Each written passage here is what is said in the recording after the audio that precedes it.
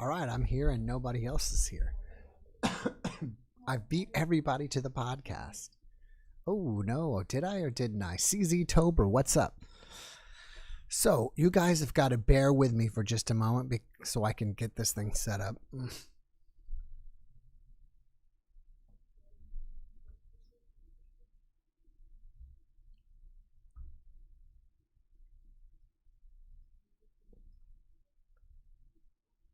Done.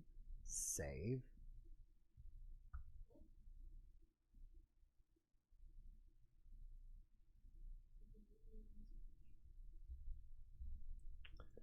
And I'm still working on one more thing here. Let's put this in here. Wait, not that. I don't know if I can do it that way. Let's see. Your channel, 24 people. Wow, it went from like 1 to 24. That's awesome. All right, so if you want to get in line and you have Zoom and you need to know the ID and passcode that's in the description of the video, let me set up my wife's. My wife will be along shortly. She's in the middle of something. So give me a moment, 1 second.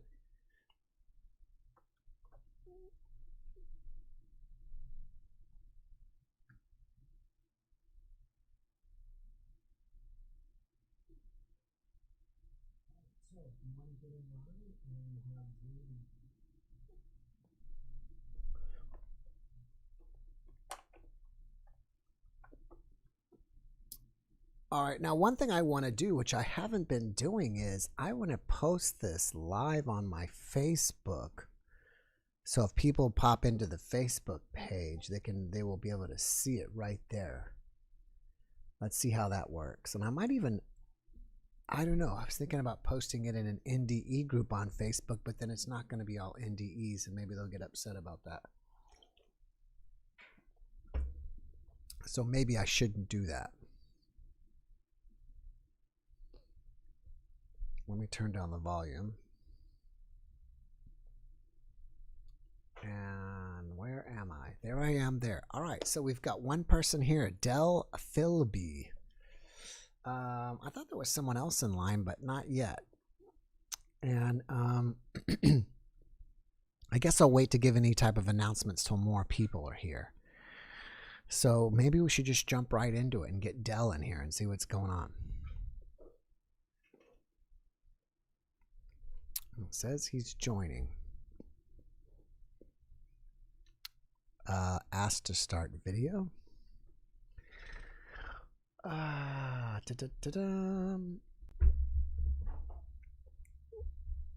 Maybe it's taking him a little time. Well, while you guys are here, this is my idea. Oh, well, I'll save that idea. He was here.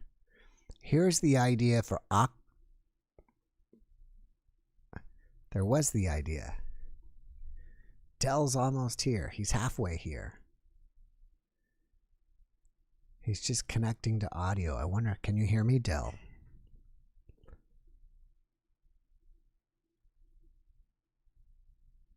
Del, can you hear me? I don't think he can even hear me. I don't think his audio set up. He's almost there. So anyways, while I'm waiting for Del's audio to connect, this is my idea for October 30th, the day before Halloween. That's going to be like the Halloween live stream, and it's going to be ghost stories or scary stories only. Del, are you there? I'm here now. All right, you made it, sir.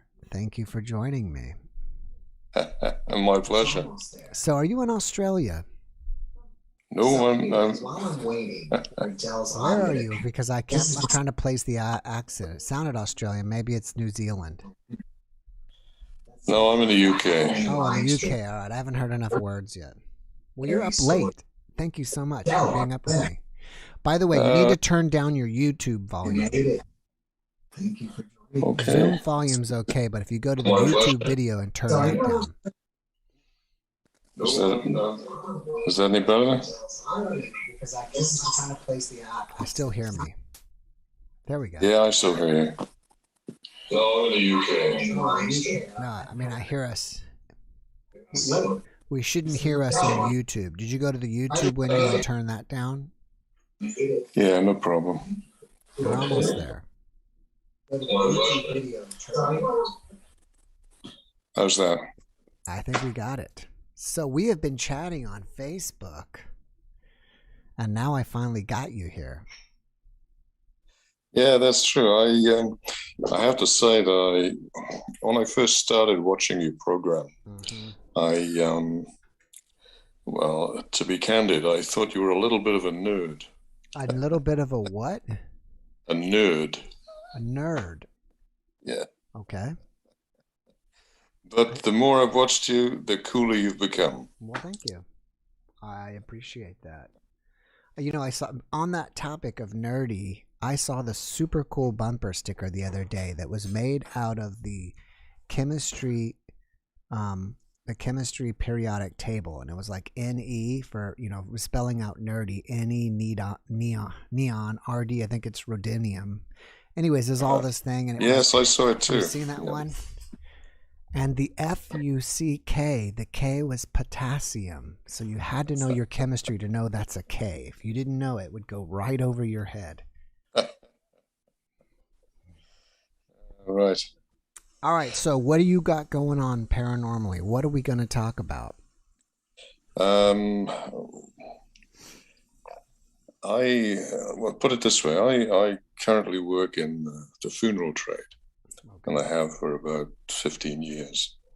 Not that that's got anything to do with the subject, but I find that a lot of people are curious about, you know, their relatives,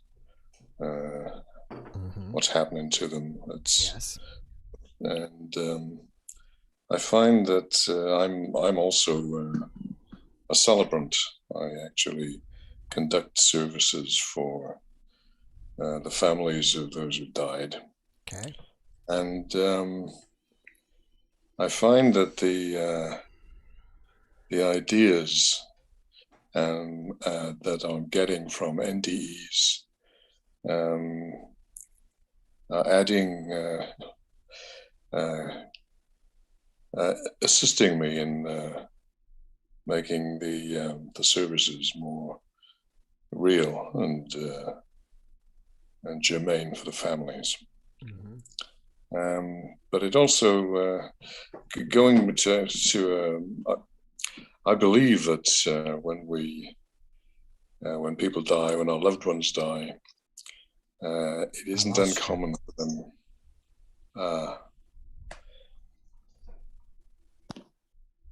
Yeah, I believe that. Yeah, I'm back. I haven't got much power left. That's where it is. Right. Anyway, I believe that when loved ones die, they do come back to us if you're sensitive. I recall when my brother died some years ago, we had always made a promise that whichever of us died first would come back and let the other know what had happened. Well, my brother died. He took his own life, and it was it was a crisis-ridden time in the family. Anyway, my mother was dying of cancer at the time, and I was looking after her. And then when my brother passed, it seemed to me that I'd been left with the burden. Anyway, we got through it, and then it was one night I went to sleep. I had an exhausting time, but in my dream, my brother came to me, as clear as crystal, and was talking to me. And I said, "How can you be here? How can you be talking to me?" And he said, "Well, it's just a trick." And he put that in such a way that I was so angry with him. All I could feel was this intense anger that he thought it was just a trick, and he'd left me with so much to do. And then he just disappeared. And I always felt afterwards that it was my anger that had made him go. But at least he kept his promise. Anyway, sorry, go on. Is it possible that he was just trying to tell you that life in general on the earth is like a trick? Yes, it was just the phrase, death is just a trick, and it's and when perhaps what he was trying to say was there is no such thing as death. It's just a change of state. That's what I believe anyway. And coming around to talking about Facebook, as you were, reminds me that I sent you a poem. Yes, that's right. You were going to read it for us. Yeah, I'll read it now if you like. That would be perfect. Sure. It's called Gratitude, and I wrote it earlier this year. It ties in some of the things that your program sometimes covers. So here we go. These eyes have seen such sorrow. These eyes have seen such joy. The glories of creation's gifts made ours to enjoy. A loving glance returned, enhanced by such a lovely face, and the memory of the mind's eye bringing back that time and place. These hands have held a newborn. They've also held the dead. These hands have shared the thrill of touch when words need be unsaid. These arms have given comfort or the warmth of a caress, and these shoulders have been cried on at times of some distress. These feet and legs could cross the earth the distance they have roamed, and yet, no matter where I've strayed, they've always brought me home. This frame's contained my soul from birth, and will until I die. When home to my Creator's love, my spirit soul shall fly. I give thanks then for this body, sometimes treated less than well, for this most personal of servants, for allowing me to dwell. So when I leave you at the end, whatever may befall, you'll know I am so grateful that for me you gave your all. Well done. Sounds like a poem of your life. Well, it's I've had one of those lives that have had ups and downs. Yes, it's kind of like as we all have. Yeah, I'm sure. So I think a lot of people will find that poem hits home for them. Well, it's I've always loved the English language. I love the idea of words bringing you to the point of tears or laughter. I'm hoping that I'm becoming more skilled in that regard. Yeah, it's funny you say that, because I become in love with the English language later in life, and I haven't done it in a while, but I used to sit with watching TV or reading with a dictionary, because so many words go right over our head if we don't know them. Even, for example, I was watching Star Trek one time, and he said, "Oh, it's the intrepid captain and the doctor." And I said, "Okay, intrepid captain." I didn't really know what intrepid mean, and I looked it up, and that means a fearless explorer. And I was like, what a great word to add to captain, right? Yeah, Says it all. Indeed. Mind you, they always split the infinitive to boldly go where no man has gone before. That was always a big thing over here, that they split the infinitive. All right, Del, well, thank you so much for joining and sharing with us. I appreciate you, and I need to go on to the next guest. Sure. It's been a pleasure. Thank you for staying up with me. Program. Thank you. You take care. You too. Bye now. Bye-bye. All right, that was Del reading his poem. Next, we got Lighthouse. Where are we up to? 115. That's good. We're getting there. Hopefully, we can beat last week. I think last week we were up to like 285. I think that's where we were. No, 385, 383, because I remember now it was almost 400. So we really rocked it last time. What's up, brother? How are you today? Hey, brother. How are you doing? Good. It's hard hearing. Excuse me. It's hard hearing you, though. Oh, okay. You got it. Can you hear me? Can you hear me pretty good now? A little better. Maybe next time you need to pick up one of these. You're on your phone?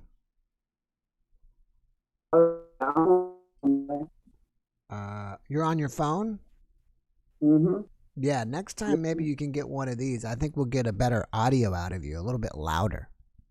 Oh, okay. Is it really down? No, you're good. You're good. You're getting better. Oh, okay. All right. So, well, did you hear my announcement? Now that you're here, I can talk with you about it. I'm thinking on October 30th, since it's the night before Halloween, to do Ghost Story Night. What do you think about that? Oh, I would love that. That would be awesome. And if you want to even take it to the next level, I may do this. You can even wear a Halloween costume. Whoa, that would be cool. What do you think about that? Oh, I think that would be pretty groovy. Yeah. So that's it. That's what I'm thinking about, guys. All right, brother. Well, what's going on with you this evening? Well, to be honest with you, I wanted to kind of just say hello and all. Mm-hmm. I know that you had a video, past the other lives, and I explained to you my experience and all. And I don't know. I just wanted, I don't know, maybe just say hello to everybody. Since I already done told my story, it's kind of, I can't really say much more. I've had plenty of other experiences happen there, Brother Jeff. Whenever we get on another line or whatever, if you would like to do an interview, I can pick up one of those ear things, and it'd be a lot better for us to do an interview. Oh, sorry. Well, I know that. Do you have a ghost story for that night? Do you have any ghost or scary? I don't know if I should limit it to ghost stories or add, scary stories. And even, if you've had a hellish NDE, you can share that as well. Well, that would be pretty awesome. But considering the fact that mine is the NDE, mine is, paranormal / alien entities / energy beings, you know what I mean? So it kind of wouldn't be so scary. But like I say, I'd really like to get on here on Halloween night. I bet we have some creepy figures running around on the screen. Yeah, it'd be cool. That would be awesome, brother. So, yeah. While I've got everybody here, I think, you guys are my most loyal fans, and I don't know if most of you guys have done this, but if you haven't, please subscribe. And also, if you haven't, please turn on the notification bell, because when I make those community posts, you'll probably be more likely to see that. Like even when I posted today, this is going to be the Zoom link and stuff like that. Also, yesterday, I posted a video of, when I did the video, you've probably seen it. I added some music and I added some background video. How did you guys like that? I could even do that for NDEs. It wouldn't be that difficult. It would just take longer to produce them. I see a couple other people do that. I don't know if people, when I'm doing a raw NDE, would rather see the guest talking or see some background imaging flashing through. And I think you're locked up. It was pretty good. Oh, you're back. Oh, I'm locked up? No, you're back now. Oh, okay. Yeah, it was pretty good, Brother Jeff. I really appreciate you and Miss Mara taking the time to make that happen for us. Right. Well, thank you. All right, brother. Well, I got a couple people waiting. I'm going to move on to the next guest. Thank you so much for popping in and stopping by. And thank you for, I think you're also on the Discord. So for those of you who haven't joined, I did set up a Discord for everybody, discord.com. And it's basically like a chat room. You can voice chat. You can type chat. You can join a community of more like-minded people if you want to hang out with people and chit-chat. There you have it. And I'll have to reset up a new invite link, and I'll probably post that again tomorrow. I think every Sunday I do that. So, all right. Well, thanks for joining me, and I will see you next time. See you later, brother. All right, take care. Mm-hmm. Don't report. Somebody told me how to fix that, and I forgot it last time. Seventh Samurai. Somebody gave me a nice tip. I want to say thank you to that person. Vegan Angel, thank you so much for that. I really appreciate you. Thank you. Somebody else did, and I missed you. I'll probably try to have to make a post. All right. There you are. I see you. How are you? Hi, Jeff. How are you today? I'm doing very well. Yourself? Great. What do you think about my Halloween show? Did you hear that? I think it's great. Yeah. Good And idea. so what I do is I watch to see if other people are jumping on. And when there's not people on, I think I'll jump in to keep the flow going. Great. But I was going to share ghost stories, but I'll save them for the Halloween one. Yeah. Well, I mean, if you have multiple, you can share one today. I do. I've had quite a few experiences throughout my life. I'll tell you about one. When I was in the Air Force, I lived in the dorms on the base, and I had a sergeant friend who lived in base housing, and him and his wife were going back to Michigan to visit some family, and so they said I could stay at their house, which was awesome because staying in the dorms sucked. So, but they gave me a heads up. They said, sometimes you'll see like the kids' toys moving or something. We have a ghost here. And I thought, that's pretty funny. Like at that point, I'd never had ghostly experiences. So of course, until you've had one, you just don't think anything of it. Right. So I went over in the morning before I went to my work and closed everything up, and I went to work. And when I came home, as I started walking up to his door, I could hear this really loud music. And I opened the door, and his stereo has been turned on, and it's all the way up, the volume. And like the hairs on the back of my neck just stood up. It freaked me out. So, of course, I go in and I turn it down, and, the doors were locked, and I'm looking through the house and nobody was there. So I called up my friend, Ken, and I said, hey, I'm staying in base housing. He was in the dorms too. I said, why don't you come, hang out with me? So I really did that because I was kind of freaked out. Wow. But he came. So we're sitting there after dinner, and it's dark, and we're watching TV. And the way that we sat, to the left was a hallway that went down to the back bedrooms. And there was these 3 candle sconces that they had put on the walls. And we're just sitting there, and suddenly the one in the middle just turned sideways. And we both looked at each other, and we were like, did you see that? And he's like, yeah. I was like, oh my gosh, So then I told him, like they had told me that there might be ghosts, and, so, I don't know what's going on here. But so at that point I said, hey, why don't you stay the night? So I went to the back bedroom, and he took the couch in the front room.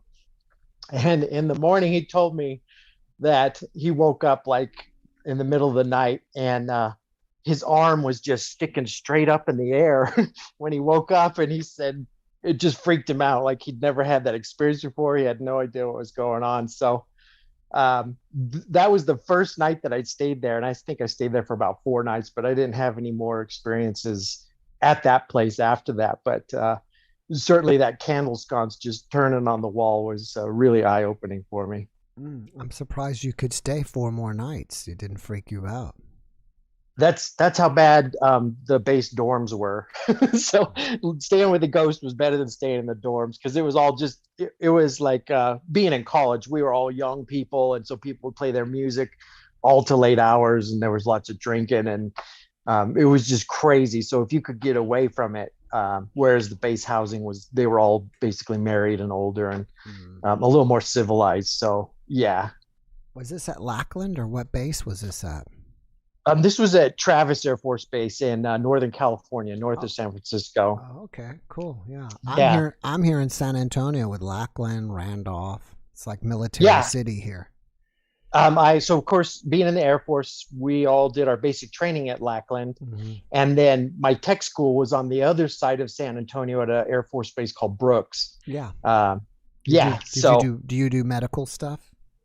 We were part of the medical wing. What we did was called bioenvironmental engineering. And in peacetime, that was like hazmat and chemical waste responses, and we'd monitor the sewers for stuff. And it was really an interesting job. And then if war had ever come, we were like the nuclear, biological, chemical detachment that would clean up any messes or any weapon strikes or anything like that. And a lot of really cool experiences in the Air Force. But of course, I was under the government's thumb, and I'm not a huge fan of that. So I did my 4 and I got out, but met some really cool people and definitely had some really cool experiences. Have had some great stories that came out of that as well.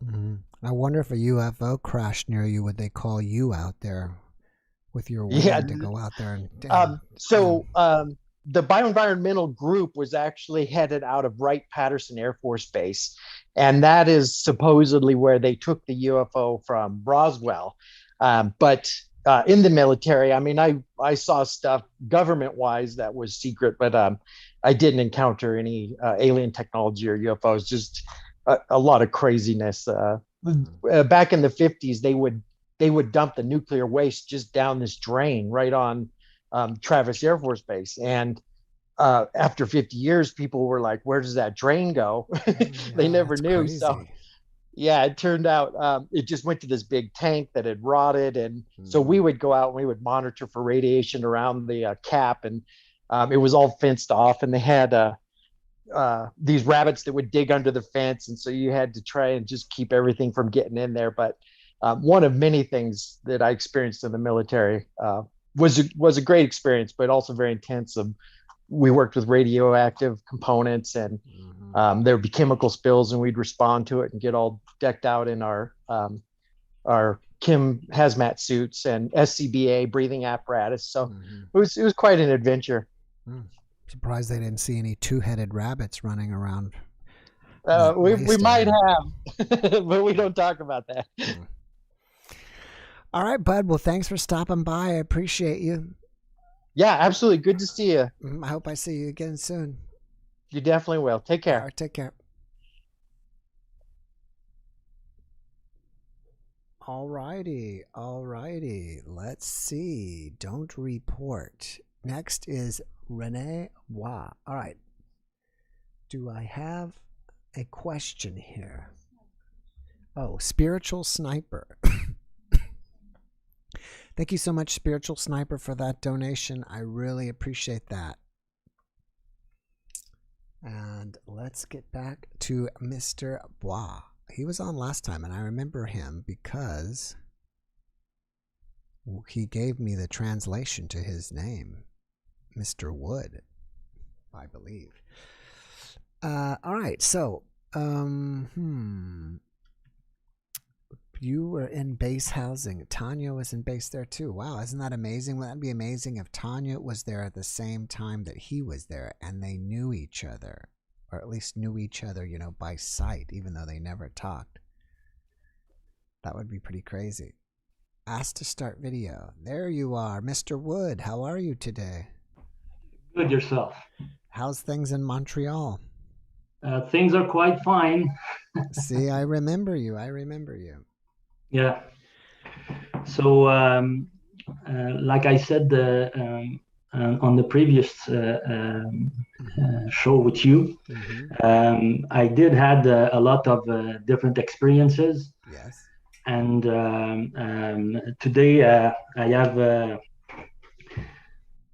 the first thing I would like to say is that I don't want to because this is something that is puts a lot of weight also on myself. I don't want people to see this as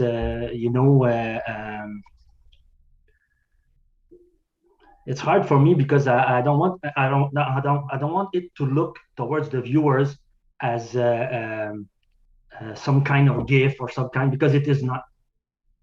Okay, it is not. Absolutely not. And are you saying that? Well, I'm trying to. I don't remember your experience. Did you have an NDE or what did you have? An OBE? Well, the experience I had was contacts with we could say multidimensional entities. Okay. That's the first part. Yeah, because you told me about the ETs also. Right. You told me about the ETs, and you said that we're gonna wait to the next show for the ETs and some other experiences. So that's why I'm here today. But the previous show we worked together were for multidimensional entities, demons, and so on. So you're saying that encountering these multidimensional non-human beings, it is not a gift. It's not something to. Well, it's not something you want to have. Is that because people for me, most people, they have a hard difficulty to understand that all those worlds are crossing each other through frequencies and vibration. Like imagine that, like you have a cell phone in your hand. Okay, you can call someone at the other side of the world, and that line will connect, and you will hear that person. Okay, so how is your voice voyaging through the air? Understand? This is you use another method of contact that 100 years ago you would have been burned and considered as a witch. Yeah, having a phone in your hand, 100 to 200 years ago. Yeah. You understand? So this is the point I wanted to make before starting explaining all those things, because there's a lot. I cannot. There's a lot. Okay, and I want to start right away because I don't want to take too much time, and I want you to give time to others also to participate in the show. By the way, you have a great show. Thank you. Okay, Jeff. Thank you have a wonderful show. Okay, and your personality is perfect for that show because you're very, very hearted. Even if you wouldn't say it, we feel it. Oh, that's good. Okay, there's I think it's Ralph Emerson that said, "What you are speaks so loud that I cannot hear what you're saying." Okay, so that applies to you. Well, okay, I appreciate that. Okay. Thank you. I wanted you to know that. Okay, so my first experience was I was about 9 years old, and this is a very short experience because I don't have any recall memory of that, but I know that there was a time lapse. Okay, a big time lapse of about 4 hours. I loved fishing when I was young. Okay, so I was going with my little fishing rod close to the river. It was about 1.5 kilometers away. I was living in nature, small village. 200 people were living in the village, very small village, and there was a nice river close to my home. I used to fish there all summer. I almost every day. And at that time, I had this small time lapse of about 3-4 hours, and I woke up. All of my fishing gear was around me, and I just woke up, and I knew I said something happened, but I could not remember what it is. But this is my first contact with, let's say, extraterrestrial. You call it the way you want, but extraterrestrial kind of thing. And after that, I had the other experiences that I talked with you last week. So I'll just push that away and go further for all other ETs things that happened to me. And we can go up to about, I was about 23, 24 years old. I think I was 24 years old. Let me stop you there. Let me stop you there. So this experience you had while you were fishing, what makes you certain that was some kind of contact while you were sleeping? It's inside. It's more than yeah. And in the beginning of my 20s, to really know, because I went to see someone that has a technological equipment to sense if because you have brain waves. Okay, so everyone has brain waves, but when you generate or other types of waves, they can know if like implants or things like that. Okay, they can sense if your brain is emitting um, uh, other types of waves that are not regular waves that the brain should emit. Okay, and I did a lot of research, and I found someone about 100 kilometers away from where I live that had these type of sensors. Okay, and when I arrived in his office, what he did is that there was a piece of equipment connected to and the first piece of equipment was connected. I didn't knew the stuff, but he said, I'm able to sense things with this equipment. So he tried, this is what's funny, because he tried to go towards me, and the machine maxed out. He said, whoa, okay, I did not even touch you, and the machine is maxing out just by. He said, look, he was turning it towards him, and when he was turning it towards me, it was going like, and he went afterward around my head, and he said that from what he knows, I have 3 different implants from 3 different types of whatever you can call them. Okay, and I think that it started at 6 years old. No, not 6, 9 years old. Have you identified where the implants are in your body? What they try to do is that, and it does not apply only to me. Don't worry. Every child that is born on earth with spiritual, that can be spiritually connected easily, gets through that. My son had that at 2 years old. There was a bleed nose. When he woke up in the morning, I said, oh, there was blood coming out of his nose. Usually what they use is within the nose, they put it, what most people would consider the third eye. Mm-hmm. Okay, they put it to there to create waves to reduce the power of your inner connection with the infinite. Okay, and after that, they would go, because you have a third eye, but you have also a third ear that is behind the brain. Okay, and they would go through beside the ears. So they make very small cuts. It's very hard to see, and they introduce that behind the ears. Okay, so they would connect, and this would give them the opportunity to control your brain waves, so you don't emit that much. Okay, so that's it. Okay, that's the feeling. That's the information I sense from that, and just talking to you about that right now. Okay, my body, okay, is like eating up. Okay, because I know they don't know. I think that you can see my face is red at this time. Right. Okay, you see the reddish color. Okay, because they don't want me to talk about that. They are fierce. They don't like. Like I told you, because these entities are connected with the other entities. They are because I've received information. I've contact also that I'm going to talk about in a few minutes. Other entities that it's like a kind of war. In the Bible, they would have said in the apocalypse, there would be a war in heavens. Well, this war has already started a long time ago. They don't want the children of the earth to get connected with the infinite. They want to keep the power for themselves. You understand? Yep. Sounds like okay. So simple. It's simple. It's simple. It's very simple. Okay. And they hate it so much. You wouldn't believe the feeling I get inside presently, but it's okay. It's okay. Okay. I am ready to. At the age I am ready to give my life for that. So I want people to know. You understand? So I want people to know.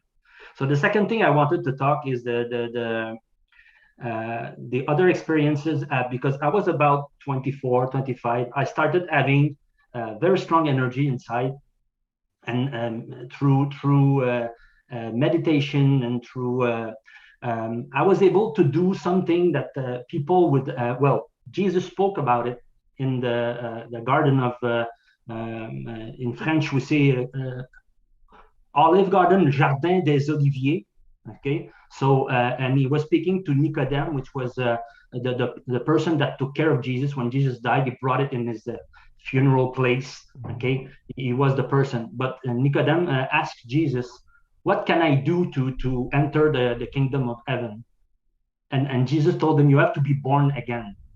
Okay, and that's my name, by the way, born again. Right. Okay, and Renee means born again. And what Jesus, what Nicodemus asked him, he says, how is it possible to be born again, to go through my mother wombs again? You know, he said, it is not the way. It is, you have to raise yourself from the physical. You have to be born spiritually. Yeah. Okay, so that means again, most people do not understand that. Most people believe that just by saying to myself, "Oh, I'm born again," "Oh, it's done," "Oh, I'm born again," woo! You know, no, it doesn't work that way. It doesn't work that way. Okay, and by being born again means that you have to be elevated in spirit by yourself, by your own will, by faith. Okay, you have to separate yourself from your flesh. Okay, the thing that the church did not told to people, and the thing that the religion are not telling to people, is that the flesh, okay, is the thing that is going to lead you to sin. Okay, it can be pure, but the flesh is going to lead you to sin if you let it lead you to sin. I wonder if you can even take that to the next level of just being in this 3D realm. It's easy to be led to sin. When you glorify the flesh, like Jesus did, that's what he did when he came on earth. Okay, he glorified the flesh. He showed the world that with the spirit you can glorify the flesh. If you are one with the Father, you can glorify the flesh and bring what you call the memory of your flesh, okay, with the spirit. So you will be always able to come back in that appearance. You understand? In that appearance, because you will have made yourself the image of God in the flesh. Do you understand the principle? Okay. So that's it. Okay. And at that time, about 24 years old, I was able to do that for the first time. Okay. And there was a kind of I've seen all of my life that I had on earth. Okay. And the first time I'd done it, okay, and I was seeing my body. Okay. And this is the nakedness in the Bible. When they talk that Adam and Eve said they were naked. Okay. They were naked because they were seeing their flesh. Okay. In the beginning, there was, well, you know what's the problem is that I have so many things to say. Yeah, and I'm already over time with you. I wish that's it. Okay, it's because it's spirituality mixed with things. I'm gonna go right through the ET things and give you a way to the rest of the people, because there are so many things to say about the spirituality, but I don't want to take too much time. So do you want me to come back next week? Yes, I do.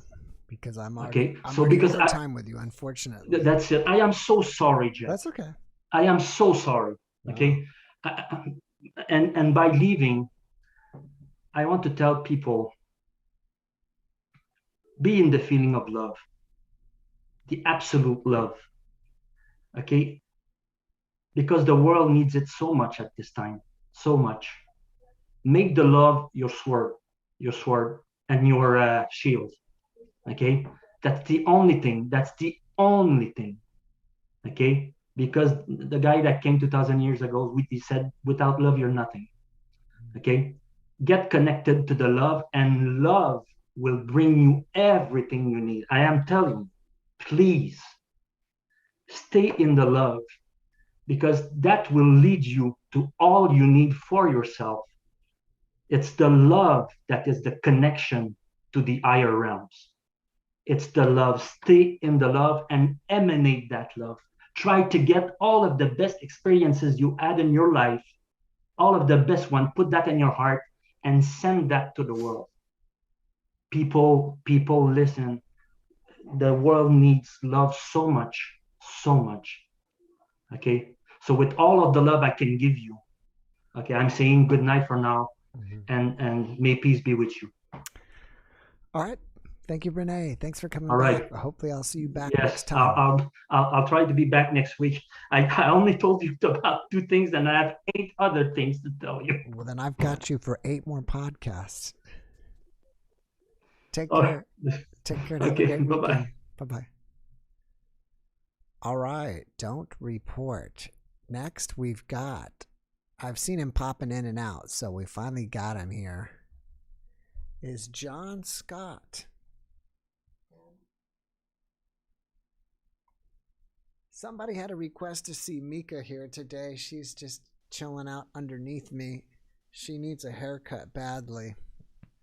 She's becoming a furball. Hey, John. Jeff. How are you, hey, brother? Good. I just kept on getting bumped out of the meeting. So. Oh, wow. I got to tell a great story to everybody. The last time I spoke with John, I won't say what platform it is, and it was just us chit-chatting, but there was a certain country that I won't say, and every time we mentioned this country while chatting, they would turn off our audio, and I'd have to hang up and call him back. And I thought it was just a coincidence, but after about 4 times, we realized that we couldn't say this country's name anymore. We just had to spell it out. Well, I'll have to greet you in the language, Le Homa. Okay, so a little bit of asymmetrical rhetorical there. What's that painting you got behind you? It looks pretty cool. That green one. Oh yeah, I've been working on it for about 5 years. 5 years. So I'll look on and off. I wasn't happy with it. So, things I did 5 years ago, I've got to erase it and start again. It'll be one of those paintings that I'll have when I'm 90, and I'll think, I've just sort of got the hang of it. Renee Wah said that when he said, I'm just getting the hang of it, he passed his palette to his maid or someone who was serving him, and he died that night. So I'm not going to use that term at the moment, all right? Yeah. Well, hell, maybe I should have another NDE. I don't know. So we're talking about ETs, are we? Or what are we on about today? We're on whatever you guys want to talk about. By the way, I've been telling everybody that I'm thinking on October 30th, the night before Halloween, it's going to be Ghost Story night. And you can wear a Halloween costume if you want to come. Well, it's kind of weird because, we don't have Halloween in Australia. Well, it's starting to creep in. Oh, okay. Traditionally, then you can participate with us. Yeah. Yeah, okay. Well, we all wear masks anyway. I mean, it's kind of interesting that we all have metaphysical masks. Mm-hmm. Some use the term onion skins to cover up our true identity. Mm-hmm. And there's ancient metaphysical treatises on the concept of masks, and they're actually real, but some people in certain societies, I won't use the word secret because, people think you're a conspiracy theorist. I prefer the term alternative researcher. Yeah. Where certain wealthy people get together and they put on animal masks. And that's kind of an interesting narrative, which I traced back to well over 100,000 plus years ago, where if anybody who has actually read my book, I talk about ancient societies, especially in Egypt, or what they call therianthropic religions, where they were half animal, half human. Mm-hmm. Often we see bird-headed gods, animal-headed gods, and there's a reason behind that. There's a background reason, which is incredibly important. And we've been kept in the dark about this, and I haven't spoken about this before, but the story of Noah's Ark, there you go. The real term in ancient Egypt was called Nuak. Nu or Nun or Nun. Mm-hmm. It was the deity of primeval waters. And so humanity, most of humanity is under the water metaphysically, and there's only a small portion who are above the waters. So the pharaohs used to do what they call, it was like an axis mundi ceremony. And they would have this adze or hook, and they'd put it into the mouth of the pharaoh, and the dead would enter into the center or the mandala of the ancient pharaohs. What was entering into the pharaoh was a concept of all the lower realms, people as animals. So they weren't animals as in four-legged animals or two, they were us. We were the animals. And so symbolically, we would enter into the pharaoh and he would travel across the waters on a boat. And then he would actually go through the ancient death rites on behalf of the laity or the outer world. And so we were the animals. It's got nothing to. So we've been, a good book to go and read is the Book of Enoch. They've actually got a Book of Animals, which people assume is about animals that are not human. Now, to back this up, I mean, even in scripture, they talk about humans as animals, as sheep or cattle. They talk about eagles talking and donkeys talking and all these strange animal verses that are really humans. They even have symbols of eagles. Pharaohs would have these giant wings, they would fly. Even the word angel, the original word was Ankh-El or Ankh-El, which changed to Engel to angel. So these are human beings with capabilities that can fly in the state or air of consciousness. So this is a really a massive dialogue that hasn't really surfaced on the planet yet, and this is something I'd like to write a book about. And a lot of people get them mixed up with extraterrestrials. Let me ask you this. I've heard you speak more than once about Enoch. Do you believe, I had a guest on recently and we were talking about Enoch or the energy of Enoch became Archangel Metatron. Yes. What are your thoughts on that? Well, there's two schools of thought on that.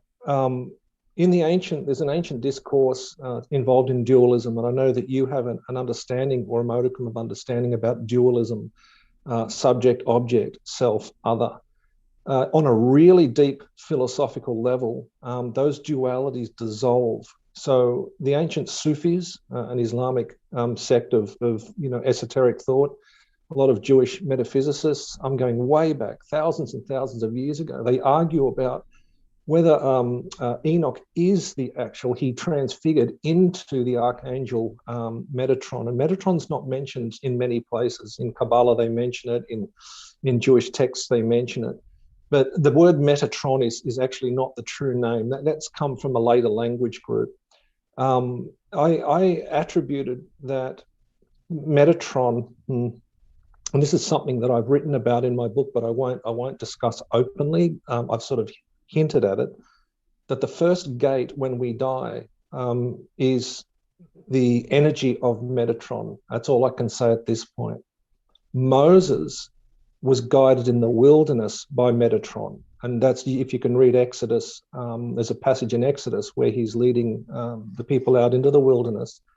And there's an angel that's protecting Moses and the Hebrews via a cloud by day and a fire by night. And those two, they're talking about a veil here, a veil of hidden. And, so it's something to do with consciousness. But that angelic force was used by Moses. Possibly Moses transfigured into Metatron at the time he used his staff, crossing the Red Sea. So this is why Metatron, Moses, and Thoth, and all of these entities are possibly all one and the same. Because people can become an angel, people can become an archangel at specific times, depending on when deity bestows that energy on one. Does that make sense? So it's temporary. You don't become an archangel permanently. You don't become an angel permanently because energies fluctuate. But at strategic times, the Creator will use people or these angelic forces, and it'll pass through someone, and they'll do extraordinary feats at specific times in human history or future or whatever.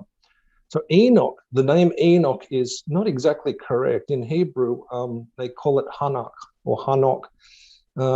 Hebrews or Jewish people today have a festival called Hanukkah, but it's the spelling that's quite interesting. They don't spell it correctly. The ancient language, the word or the term ha, which is kind of like a prefix or a suffix like ha, de, ha, this, ha, shem, whatever. That's actually an anagram. It's an anagram of the symbol, the seed syllable R, which is the moon. See, and Judaism is a matrilineal or a lunar, a calendrical belief system, whereas Christianity is a solar belief system. Okay, this is where there's conflict between the two great religions, the Abrahamic religions. But Ha, if you look at the term Ha or Hanak, N-A-H-K, so if you spell it H-A-N-A-H-K, you have a repetitive of H-A, the seed syllable R. So you cut them out. Mm-hmm. And then you reform the name into Ankh, A-N-H-K. Right. Now, a lot of people think this is absurd and it's crazy. No, it's not, because the ancient priests used to jumble the names up so that you wouldn't sully these sacred names. The utterance of these sacred names were formidably important. So when you do your prayers and you do these, subjugations and your rituals, you would say the true names. And this is a subject in and of itself, which goes extremely deep. And a lot of people in certain societies, we won't say they're secret, but I would say the alternative researchers spend an inordinate amount of time trying to utter those names. So Hanak is really an anagram of Ankh, or Ankh, or just Ankh, Ankh. So he was an immortal. I think he lived for 365 years, which is a clear link to the solar deity or the solar cycle of 365 days. So here you have another link to the solar deity. Yeah.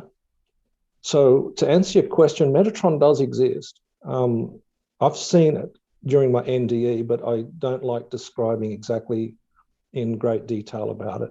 I think it was possibly my guide when I crossed over. I talk about that in my book, that I knew that there was an entity there when I reached the void. And it wouldn't show me who it was, but I knew that it was benevolent, not malevolent, benevolent. It was a loving guide, but it wasn't emanating a kind of energy of love or anything. It was just there, Jeff. And then once I went through the gate and into the tunnel, it was evident. That's when the information started to hit me like osmosis. And there's so much information was pouring into me that, anybody who's read my book, and I've spoken about this, I became a recluse for 27 years. But the angels and archangels, principalities and all of these, because there's hundreds of these angels, there's 7 archangels or thereabouts. Metatron rules over those principalities. So, this is another discourse that will probably take some time to break down and discuss. Completely different to extraterrestrials, though. I think extraterrestrials are beyond that, way beyond that. They are aware of those energies in our consciousness. And as I said, these energies are very rare. They just don't manifest in anyone or everyone. I mean, it's only a few people generally have these really profound experiences.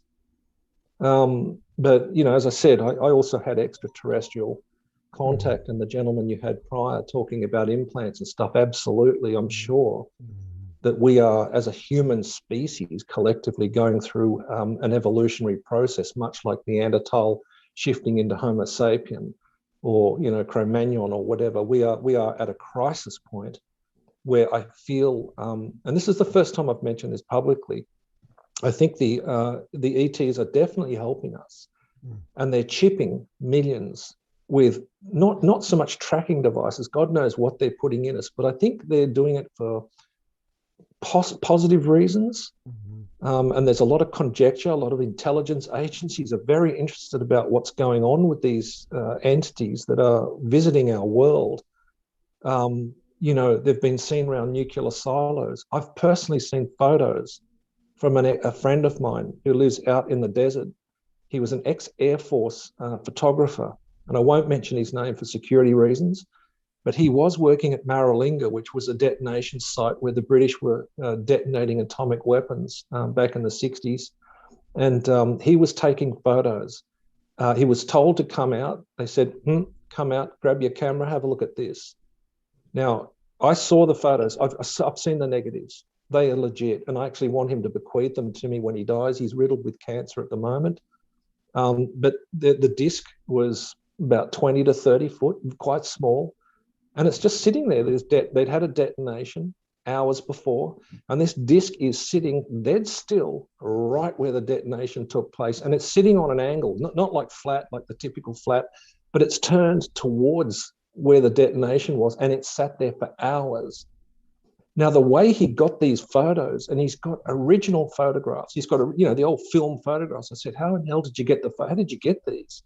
He said, well, what I did is the old reel used to be 36 shots long, and he used to take about 32 shots, wind on about 3 blanks, and then take 2 or 3 shots at the end. And then he'd cut those off, and he saved them, and he developed them later. And he had hundreds of them. Wow. Hundreds. So I thought, wow, and this is that's hard evidence. That's really hard evidence. If I ever get it, I'm not going to release it in my lifetime. Mm-hmm. I'll pass it on to somebody else until we can actually talk about this with a modicum of honesty. You know what I'm saying? Because you cannot fake these old film, the old film camera, or the celluloid, whatever you call it, the film we used to use in old cameras. Right. All right, bud, I have to run to the next guest, but to let people know, John's book is called God's Mountain, right? I will say I did check it, and there's illustrations missing, so I'm going to have to re-upload it. I'm going to have to make a new account, because I cannot access the book. Uh-oh. So obviously the information in there may have upset someone, and they've gone in and they've hacked, and I cannot access the book. I've written to Amazon about it. Mm-hmm. So just to let you know, okay. All right, and I've had about 3 or 4 podcasts with John. So start from the first one. It's probably about a year ago. Well, and you can work your way through them. That's true. 4 actually. Yeah. That's 4. Yeah. Thanks for having me, Jeff. Hey, thanks for all the guests coming on and putting up with my rants, because it does get a bit ranty at times. Yeah, that's all right.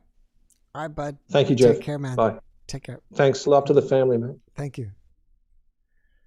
All right. Before I bring in Kevin, I've got to catch up with some questions here.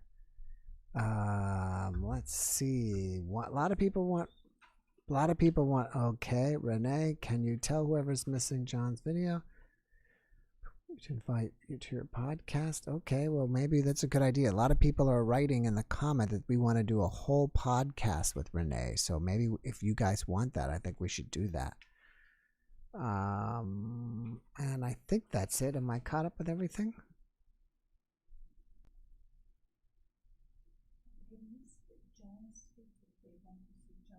And John's video, you have, I don't know the numbers. I had been seeing John before I even started numbering them. That's how far we go back. And it's probably been about a year the first time.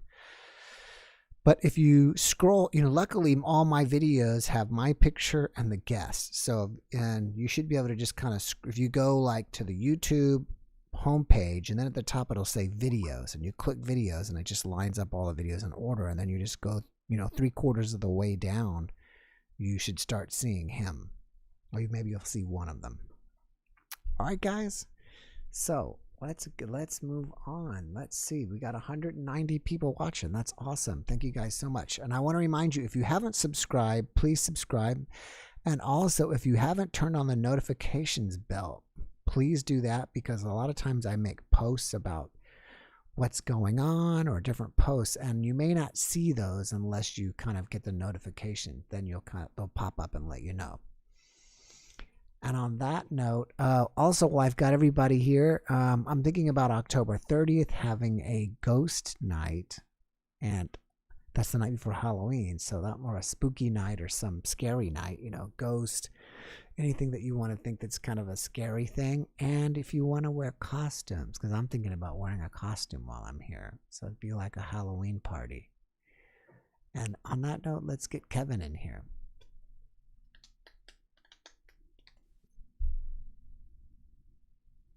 And he's here somewhere. He's here in sound, but not in sight. Let me ask him to start the video. He's almost here. Kevin, what's going on, bud?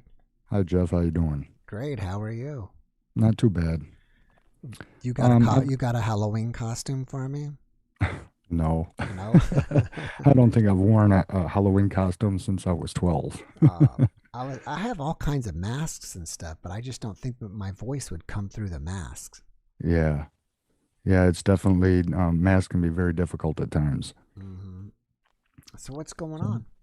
well, I've got another story for you, a All true right. story. This is one that I don't know what to make of, so maybe I can get your opinion after you hear it as far as what you think. Well, me and the audience will see what they say in the chat Yeah, as well. right. And because I'm open to people's ideas as far as what this could have been, because I've wrestled with it since it happened. This is something that happened roughly 15, 16 years ago. And I'm an avid outdoorsman, huge trout fisherman. I used to do avid fly fishing, and I was brought up with my dad trout fishing. That's a species of choice, just because that's what my dad and I always did. And my dad was disabled, so he couldn't walk a trout stream like I could. When we'd get to a location, I'd get his wheelchair out. He'd get out of the vehicle. I'd set him up on the bank with all his gear and everything. And then I'd always tell Dad, I'll only be a shout distance away. If you need anything, just holler for me. I'll come right over. But I would walk different sides of the trout stream from my dad. And we did this for years and years and years. And my dad passed away 20 years ago.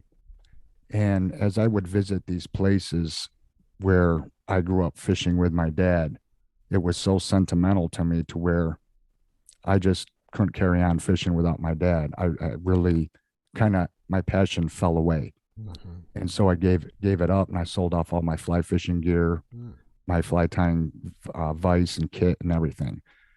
I still do it once in a while, but not anywhere near as much as I did. I was a very dedicated fisherman.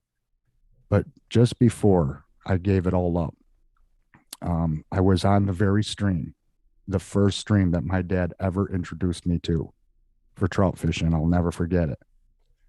And basically, like a last tribute to my dad, I was walking the stream once again, and it was very common to run across other fishermen. This stream would go right through the heart of the small town where my dad was raised as a kid. And my dad was raised by his grandfather, and his mother didn't want him. And my dad did not know who his father was, his biological father. He died never knowing who his dad was. So he was raised by his grandfather. And I remember over the years, my dad, when we'd go trout fishing with our little dog, would head out on a Saturday morning, really foggy out in Amish country, fishing this stream that would run through town. My dad, from time to time, would tell me stories about his grandfather that raised him. My dad thought the world of him. And so he was always telling me about his grandpa, but to this day, I've never seen a picture of what my great grandfather looked like. I have no pictures of him. Can't even find one. So I was walking the stream one day, and I was on the north side of the stream, and I was heading east on the stream. And this stream has various openings because there's lots of brush, like red twig dogwood, wild willow, stuff like that, briars. And then whenever you come to an opening where someone cleared it out, you can fish. And so usually as you go from opening to opening, they're occupied by fishermen. So you walk by and you try to find one that's open. Well, I was heading for a spot that I favored. And when I got to that spot, there was a fisherman there. However, this fisherman is the most elderly fisherman I had ever seen in all the years that I've been trout fishing. Jeff, this guy looked like he was all of 100 years old. This man was skinny. He was feeble. His clothes just hung on him, and he was just wearing street clothes. He had a vest on, and he was sitting on a 5-gallon bucket upside down with a metal bail.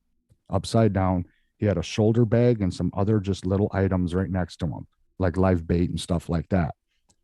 And so to give this guy some room, I just walked by, and it's like, okay, I'll find another spot. But he stopped me as I was walking past him. He says, Sonny, he says, would you happen to have a fish hook? And I said, sure. And I turned around and I started walking back over to him, and I had a fly fishing vest on, and I opened up my pocket and I took out a little box. I opened it up in my hand, and I just took a pinch of some hooks, and I grabbed like 8 of them at once. They were all hooked together. And he held out his feeble elderly hand, and I set them in the palm of his hand, and he says, no. He says, I only need 1 hook. And I says, well, I have lots of them. Go ahead, keep them. I said, that's fine. I have lots of hooks. I closed the box and I put it back in my pocket, and he thanked me. I walked around this thick area of briar bushes that was probably no wider than 8 feet. And there was another opening, and I started to fish on that side of the shrubbery from him. And because I was spinner fishing and he was live bait fishing, I realized with the current coming my way that once he threw his bait in, it was going to drift and be in the area of where I would possibly catch it with a spinner. So I thought, well, this is a bad idea. So I only did no more than 3 casts. We're talking only seconds here. 3 casts. And then I realized I'm too close to this guy. I need to move on further. I reeled in and I decided I was going to go back upstream. I went back around these briars, Jeff, and that elderly man was gone. I heard nobody get up. Nobody grabbed their stuff. I didn't hear the bail on the bucket. This man could not have disappeared in the amount of time that I gave him the hooks, walked around, did 3 casts, reeled up, and then doubled back the way I came. This elderly man, like I said, looked like he was 100 years old, left. And I never heard him leave, and I did not see him leave. And I looked up the stream, turned around, looked down the stream. This man disappeared. And what I've grappled with all these years is I was wondering, is it possible that this elderly man that was so old, and I've never seen a fisherman this old ever fishing any trout stream I've ever fished, is it possible that could have been my great grandfather? Wow. Yeah. That's what I've wondered. I was, my first thought was it was maybe an angel, but it could be him. Because we could I don't know probably what he looked speculate like. all kinds of people it could be. Yeah, but I mean, it's just odd that he stopped me going by, and because what came to my mind is what I was thinking is this man was so elderly that I thought, because they're muddy banks, and I thought if this man slipped and fell in, because he was on that bucket pretty close to the edge of the bank, I thought if this guy fell in and no one was around to help him, he wouldn't have enough strength to climb out. And so that thought actually crossed my mind because he was so feeble. But because he disappeared so fast, and when I went around and he was gone, there was no evidence that he was even there. I just wondered, could that have been my great grandfather? Because that's the very stream that my dad introduced me to when I was 5 years old. Was the first time he took me there as a little kid. And throughout the years of fishing with my dad, he told me that's the stream he and his grandpa fished for years in that town where he was raised on a farm by his granddad. This is way back in the old days, because my dad was born in 1924. He was a World War II vet. And, but being that I don't have a picture of my great grandfather, I just wonder, could that have been him? It's possible. Yeah. I mean, that's a mystery. And how did it change you that day? Were you freaked out the rest of the day? It did. That was it. There was no more fishing after that happened. And I looked for that man. I looked up the stream and I looked down the stream. There was other fishermen around. I mean, they weren't close by, but they were like within shouting distance. It's like nobody even seen this guy but me. And he asked me for 1 hook. Well, I've never had anybody ask me for one of anything. So I just gave a pinch of like 8 hooks and put them in his wrinkled elder. I'll never forget it. I set him right in the palm of his hand, and he thanked me. I went around the shrubbery, did 3 casts, realized I was going to be in his way if his bait drifted my way. And I just decided to reel in, and I was going to head back upstream, and he was gone. I mean, someone that old, having the time to get up, you'd hear the metal bail on the plastic bucket as he turned it right side up. And if he would have put his stuff inside of it, if he would have walked off real slow, I would have seen him. I was there only seconds. There's no way someone that elderly and feeble could leave the area that quick. So that was it. I was done fishing. I broke down my rod. I headed to my vehicle, and it's like, that's it for today. And I just drove home, and the whole drive home, I was wondering to myself, who was that guy? Yeah. And the only thing that came to my mind was my dad's or his grandfather, my great grandfather. And I was just wondering if we crossed paths, and that was the first time we met. Maybe he was, well, it makes me think, it kind of makes me think, okay, maybe he was there as a ghost, but then how was he, able to interact with the physical and take those hooks? Right. Because I did give him the hooks.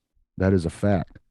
And I have no idea. I mean, there wasn't even enough time for him to even tie a hook on the end of his line. I was there so briefly. Like I said, 3 casts.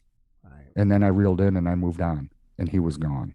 Yeah. So I just thought I'd share that with you because that really happened. And that was the end of fishing that day. But this feeling came over to me where I was wondering, because my dad talked so highly of him, and that was the very stream that he would take my dad to. I was wondering, was that my great grandfather? But I'll never know. Yeah. Unless I don't know. Before I go here, Kevin, did you know about our Discord? No. Okay, so for Kevin and for everybody here, I created a community on a website called Discord. You can go to discord.com. It's all free. You set up your own profile. And it's there where everybody can either post chat and chat with each other, or you can go in a different room and actually voice chat with each other. And then I created a third room, which was like if you want to post art and music and stuff. It's really cool. More and more people are joining it. Excuse me. That's neat. If there's other people, that are like-minded and you want to hang out with other people, it's there. I'll make a community post tomorrow because every week I've got to repost a new link to join, like a new invitation that just Discord resets it up. So check it out. And Discord.com, you said? Yeah, okay. Discord.com. And one last thing is that Kevin is also a YouTuber, and I think his channel is called Getting Along Alone. That's correct. That's correct. So if you check out Kevin's channel out, give him a sub and go over there and say hi on one of his videos. Thank you, Jeff. I appreciate that. All right, bud. Thanks for coming by. Sure, no problem. Next time. Thanks. Keep up the good work. Thank you, bud. See you later. Cheers. Bye. Whoops. Oh, well. Just a second too early. All right. Tristan Early, got this cough again. Tristan, thank you so much for the donation. I really appreciate it. Thank you, thank you, thank you. And let's go to Allie. I saw her in next. So let's see what's up with her. Thanks for coming by. Sure, no problem. Next time. Thanks. Keep up. Hello. Hello. Hey, hang on. Let me mute turn down the YouTube. Yep, I just did. All right. What is that picture behind you? That is interesting. Oh my gosh. Thank you so much for asking that. Mm-hmm. This is the Great Awakening map. Wow. And I shared it on the Discord. So if anybody is in the Discord, they'll be able to see it. And it's great because it has so many different topics on it. Mm-hmm. It has different places, different people, different years, different conspiracies. Mm-hmm. And I mean, you can take this map and you can literally point at one subject and start there and see what you know, and then branch out and work your way from there. Or you can hang it on your wall and throw a dart at it and start there, because everything is so connected. So anybody that watches your show, I know for a fact would get lost in crazy rabbit holes in this map right here. Wow. So I'll post it again in Discord, but thank you so much for asking. You're so observant. Where did you find that? I don't remember where's the first place I came across it. I just remember I got lost in it for hours. Oh man, yeah, it looks like you could. I mean, there's a lot of information on that. There's a lot. I mean, there's everything from right in the middle, there's the Great Awakening, but there's Dolores Cannon on here. There's the secret space program. There's Antarctica. There's Roswell. There's you see how much is on it. So I don't have to tell you. So what we've got to do is we've got to get this podcast so big that the next time they make that, my podcast is on there. Got to get some kind of conspiracy with it, so then I'm up there too.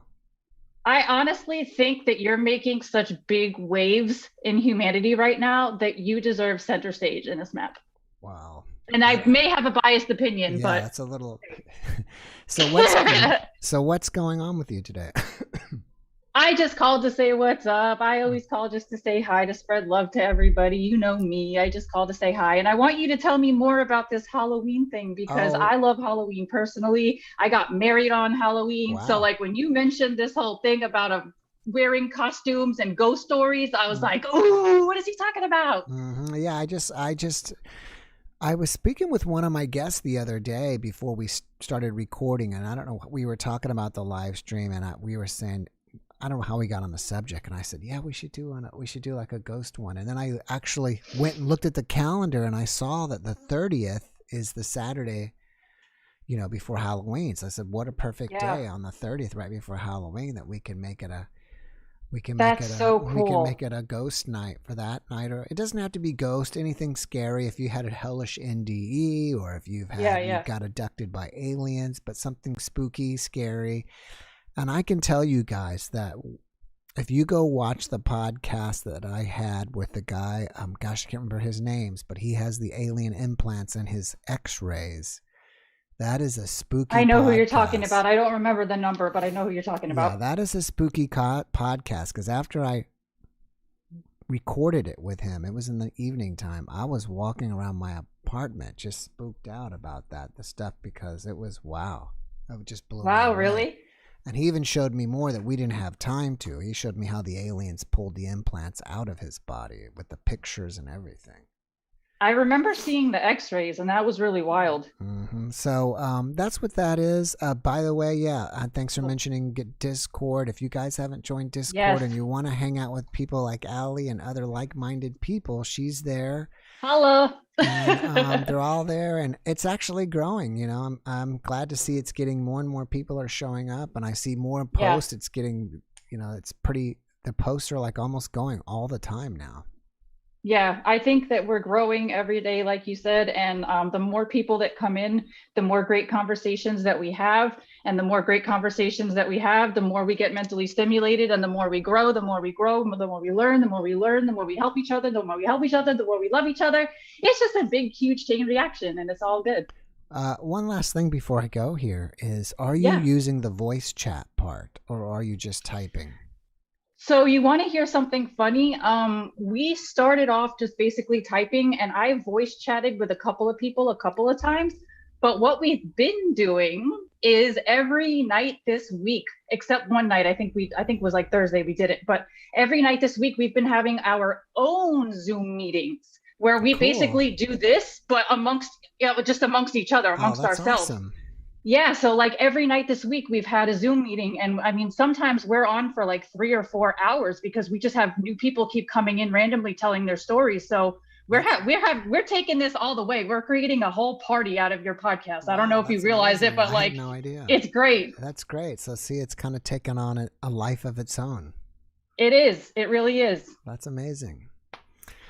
All right, Allie. Well, I better jump to the next person. I've got 3 people in line. Thanks for popping in. Sounds good. And I appreciate it. No problem. And have a good night.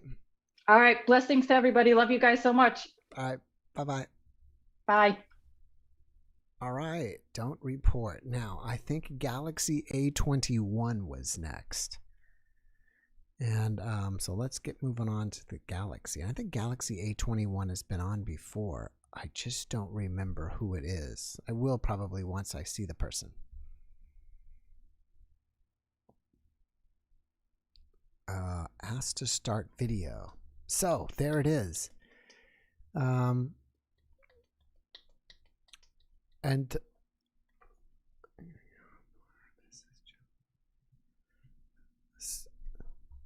all right, maybe they'll be here. Asked to start video. And by the way, I mentioned this earlier that I experimented with the compilation video yesterday before I posted it. Just before I posted it, I went and found some music and I tried to make it, it's kind of nice, kind of like meditation music, and I added those background videos in. And I've seen other people when they do NDEs that they have the background video in. And here's Galaxy A21. I've almost got you. I see you. I don't hear you. We're close. I don't know if he's been on before or not. I can't remember everybody all the time. I'm pretty good, though. Or is he someone I've been chatting to on Facebook? He looks like someone I've been chatting with. Can you hear me? Yeah, now I hear you. All right. Have you been on before?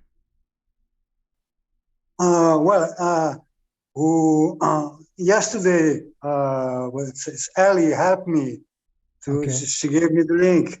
Oh, perfect. So, but I'll talk to you about on YouTube and on Facebook on the Messenger. Are you from I'm Brazil? From Brazil. Brazil. Yeah. Yes. I thought that was you. All right. I don't remember your name. Tell us your name again. Tell us your name. Jolt. Jolt. Yeah. That's it. Jolt. Yeah. And he's a musician. I've seen some of your music Yeah, that's too. it. Yeah. All right. And you have a cat behind you on the table, or what is that? It's just with me now. It's 4 cats. It's one Four on the cats. table, one on my lap. Oh, that's great. It's more in the house. One on the table. They're just going around. They're gonna take over and kick you out if you're not careful. Well, I don't think so. You know, we got a good. We understand each other. You know, Mm-hmm. and I got a good place here for them. You know, so it's okay. So what has happened to you paranormally or spiritually? Have you had an experience? Well, I had more than one experience, but I would like to start with the one when what I could call my when I consciously like met God, you know, something like this. Wow, how'd that happen? And well, just before to go in this, I just give a little bit background to this. Mm-hmm. So when I was a kid, I had very strong connection with nature and with music. Mm-hmm. And so that was already kind of spiritual thing, and I was very meditative. A lot of time I was just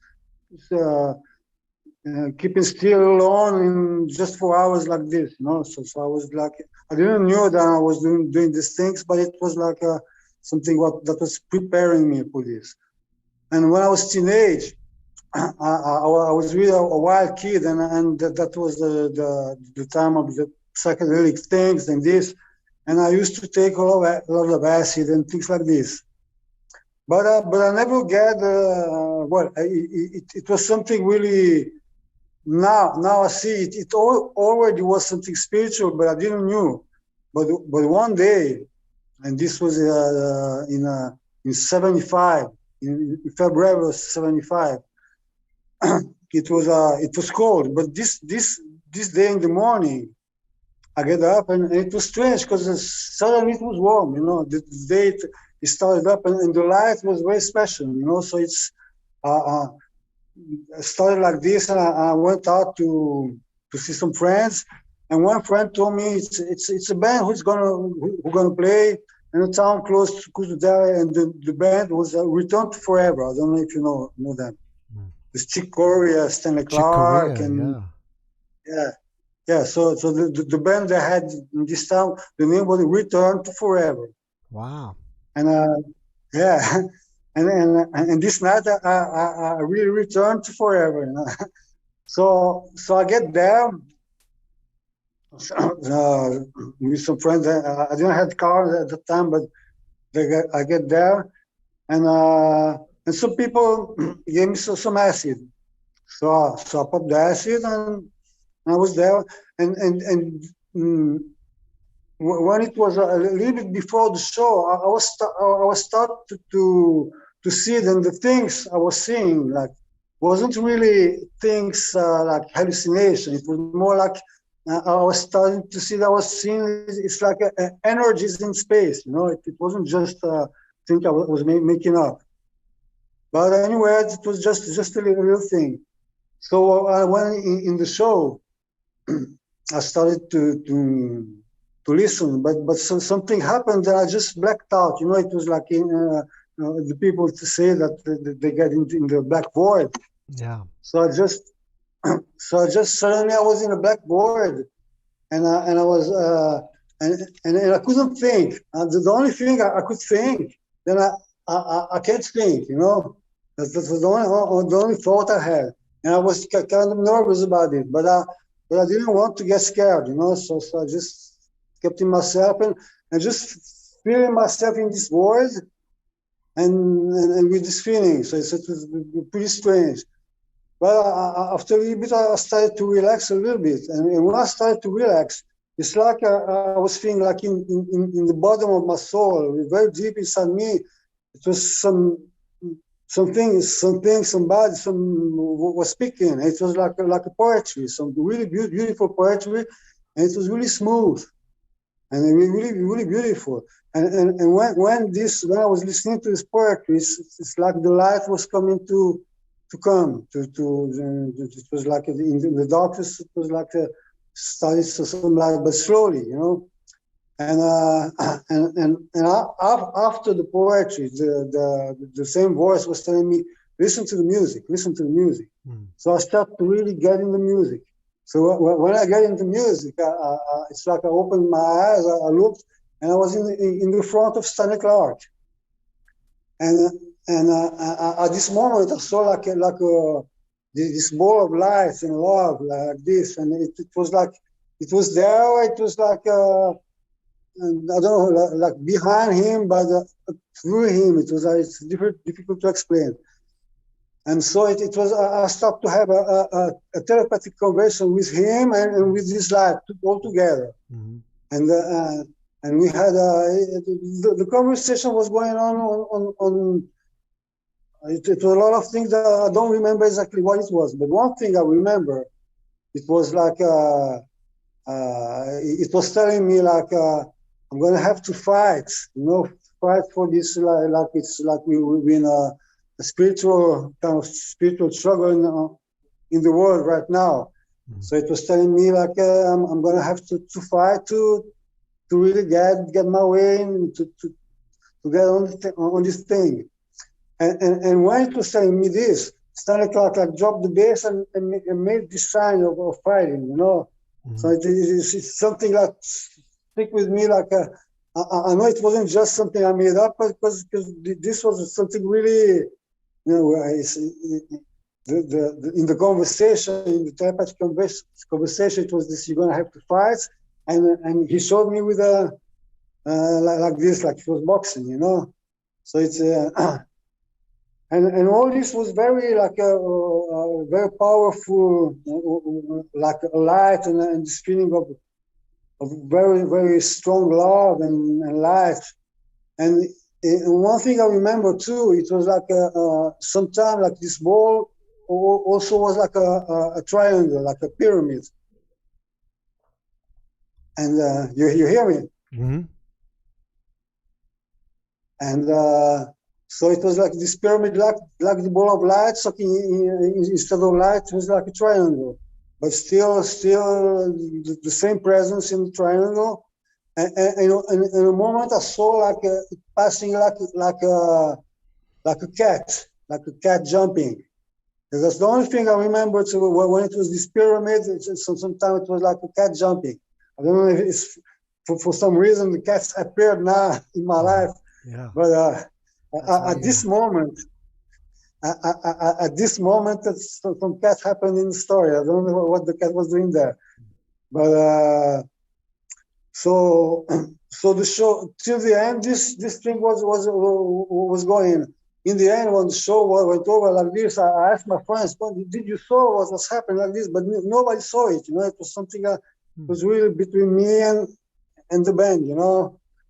Mainly with Stanley Clark, and I don't know about the other guys of the band, but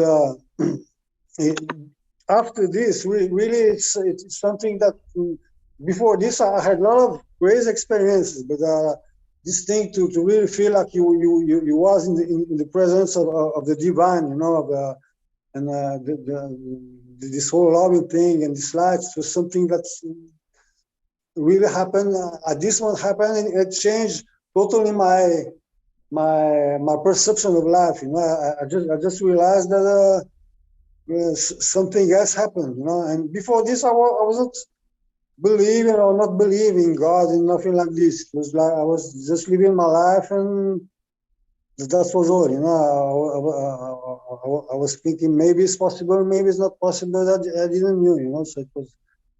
Yeah, it was like this. So this night, for this thing, I will let it here. But one funny thing that happened is like a long time ago. I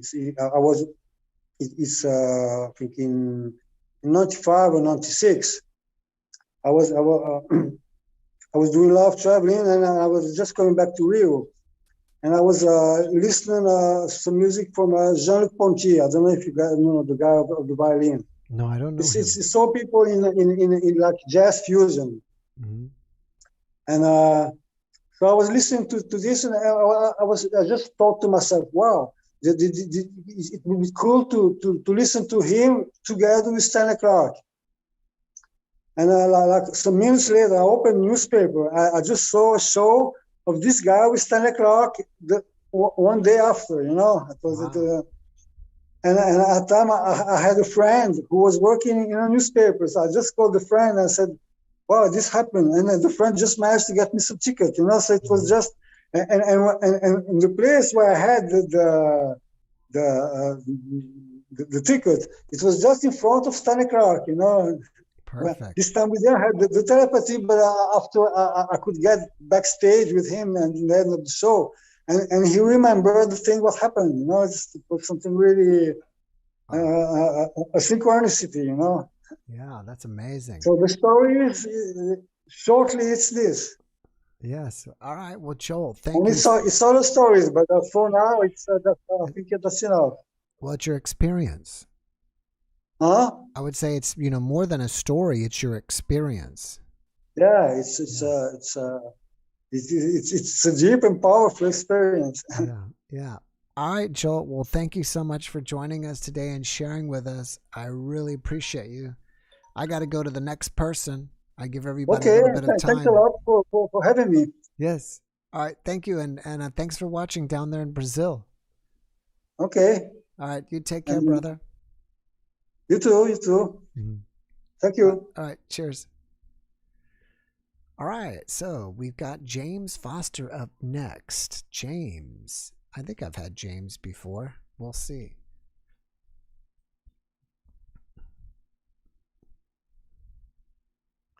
We shall see. I've seen a couple people like Mo here pop back in. People have kind of popped in and out.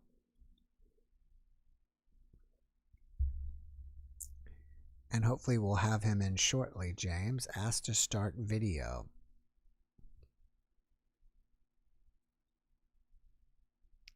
I guess I can put this down here. I wish I could make this little square smaller, but it doesn't really get any smaller. It gets bigger, but it doesn't get smaller.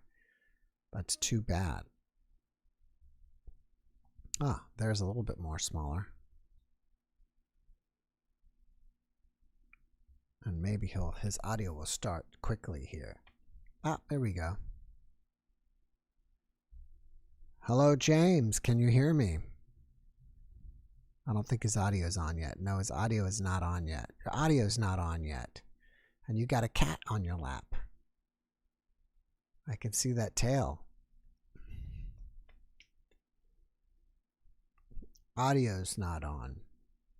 That's the only downside with doing it on Zoom is for a lot of people, it doesn't immediately pop on like the radio. If they're on a phone call, you just be like, all right, welcome to the radio, you know, but unfortunately it's got to kind of grind through it here to get in on the Zoom. Oh, he's gone. We'll see if he'll come back. We'll wait a minute.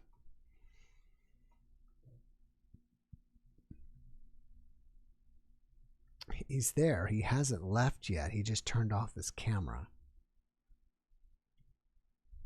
So I was saying earlier about that I added the video and the music. I thought about I could add even maybe background videos to my regular NDEs, but do you think it's better that you just see the guest the full time, or would you like to see visuals in there as well?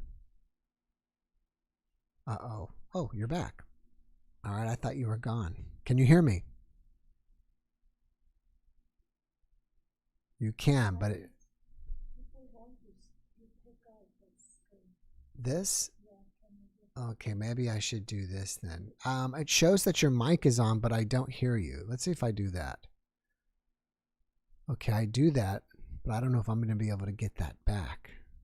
That's the problem when I take it out.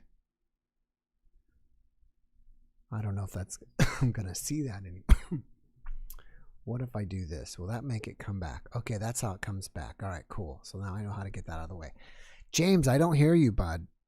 I'm not hearing you at all. Either your mic is not turned on, because it says that your audio system is on, but I'm not getting anything. Is your mic on? It doesn't even say your mic is on mute. Maybe on your headphones itself that you've muted your headphone mic on your headphones. Is there a button on your mic that you need to push? But I still don't. I'll let you know if I hear you.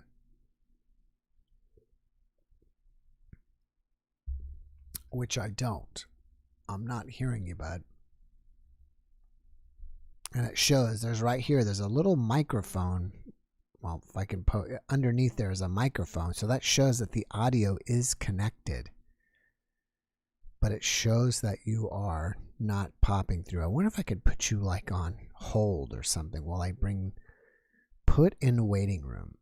I'm going to put you in the waiting room and go to Mo, and you see if you can tweak your look around and see if you can figure out why. Oh, well, Mo's gone. No point in doing that.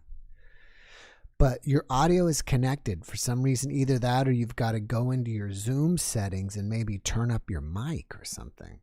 But for some reason, your mic is not showing. See, when I talk, the mic kind of goes up and down like that. There's a little microphone next to the camera. And when you talk, it should do that as well.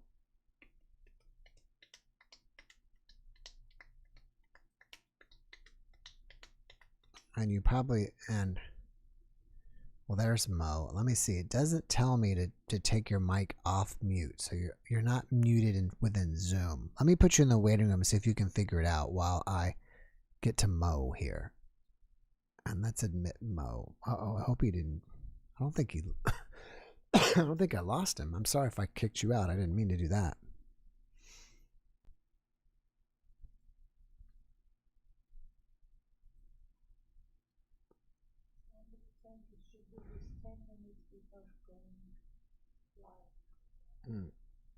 I should do this.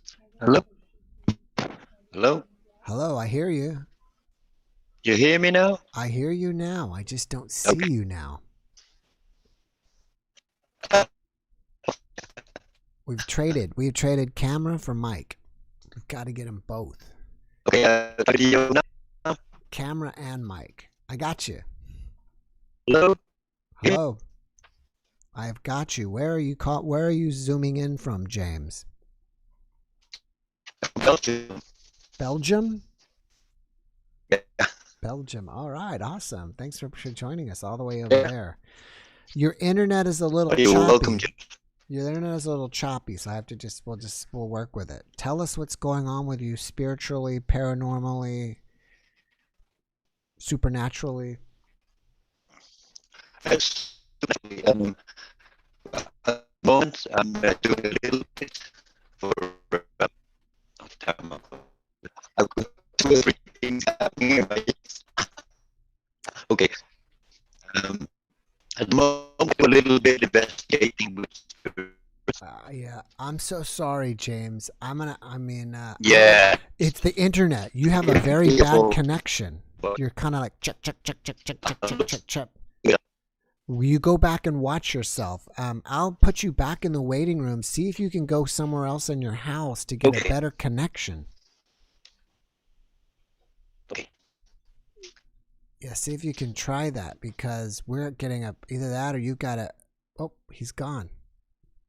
I didn't mean to. Hopefully it wasn't too abrupt, but I know that for you guys, hearing it might drive you crazy. So hopefully he can get that out, get it worked out. All right, Siva Priya, Jeff, and the guests should prepare before they go live. Well, yes. They can call each other on WhatsApp, Viber, another app to work out the glitches. All right, that's a good thing. Yes, I don't know how that would work with Zoom. What was going on for him is he was just in a bad area. You know, I don't know if he was on his phone or he was on his computer. Sometimes it's funny though. The phone will work better than the computer. The computer sometimes needs to be hardwired in. And it seems like the phone gets a better signal. but we don't know who is joining us. That's true. I don't even know who's joining me. It's kind of almost like, well, some of their names I recognize up here, but that's kind of the beauty of it, which is it's a mystery guest every time, which makes it more fun. So we missed Mo. I saw Typo in for a while. Typo was in a couple weeks ago and gave us her NDE. And maybe she'll be back. We'll see. All right, we almost got Mo in here. Asked to start video.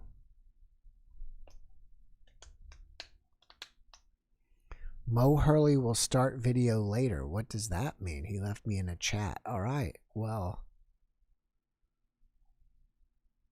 I don't have any guests. And I've got 200 people out there. Out of 200 of you guys, there's no one that wants to join me. Mo's back. Asked to start video. We'll see if it'll work this time.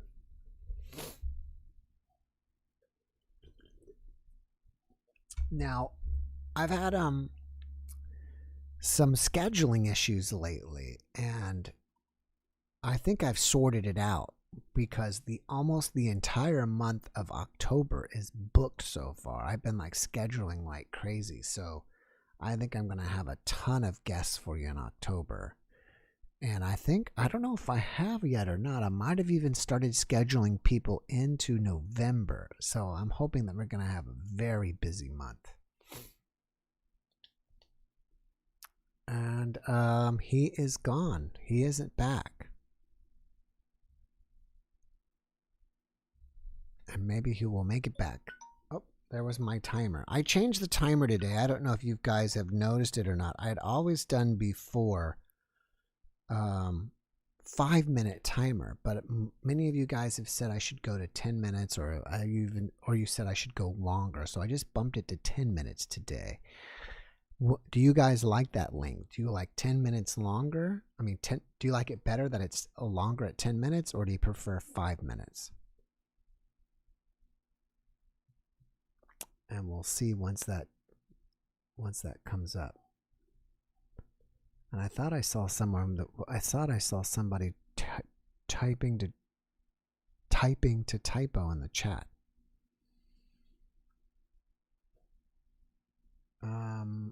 All right, so while I'm waiting for another guest, I will wait. I schedule these podcasts from 7 to 9. I mean, the live stream. So I'm only 12 minutes till I'm officially finished. The last 2 of them have been so many guests that I almost want an extra hour. So if I don't have anybody join me in the next 10 minutes, I may end it at here we go. It's Tanya. I was going to say I would end it at its regular time.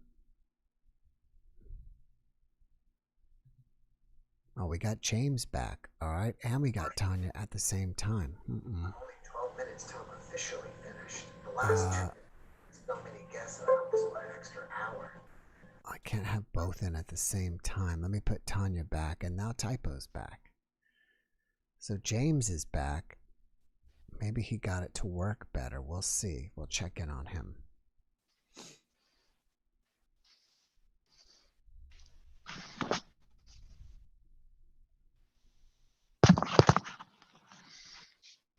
Okay. Hello, James. Hello. Hey, your voice. Hi. Your voice. You hear me? Yes, it's much better this time. Okay. I had a little bit of a conflict. There was 2 or 3 cameras going at the same time. I had a video was repeating itself many times. Now it's okay. I'm glad. Hey, thank you for watching me and staying up so late. What time is it over there? I think it's 3:49 now. Are you normally like this? Are you a night owl or a vampire or what? Yeah, pretty much. I stay up pretty late, especially the weekends. So that's cool. Yeah. I've watched your channel many times. I really enjoy the content you provide, and I appreciate it. I think it's really great. I also watch a few other channels of the same with the NDE, something that I find very interesting. I had experiences from a child when it came to spirits and such like. I had a lot of interactions as a small child, ranging from just from door openings, things moving around, stuff like that.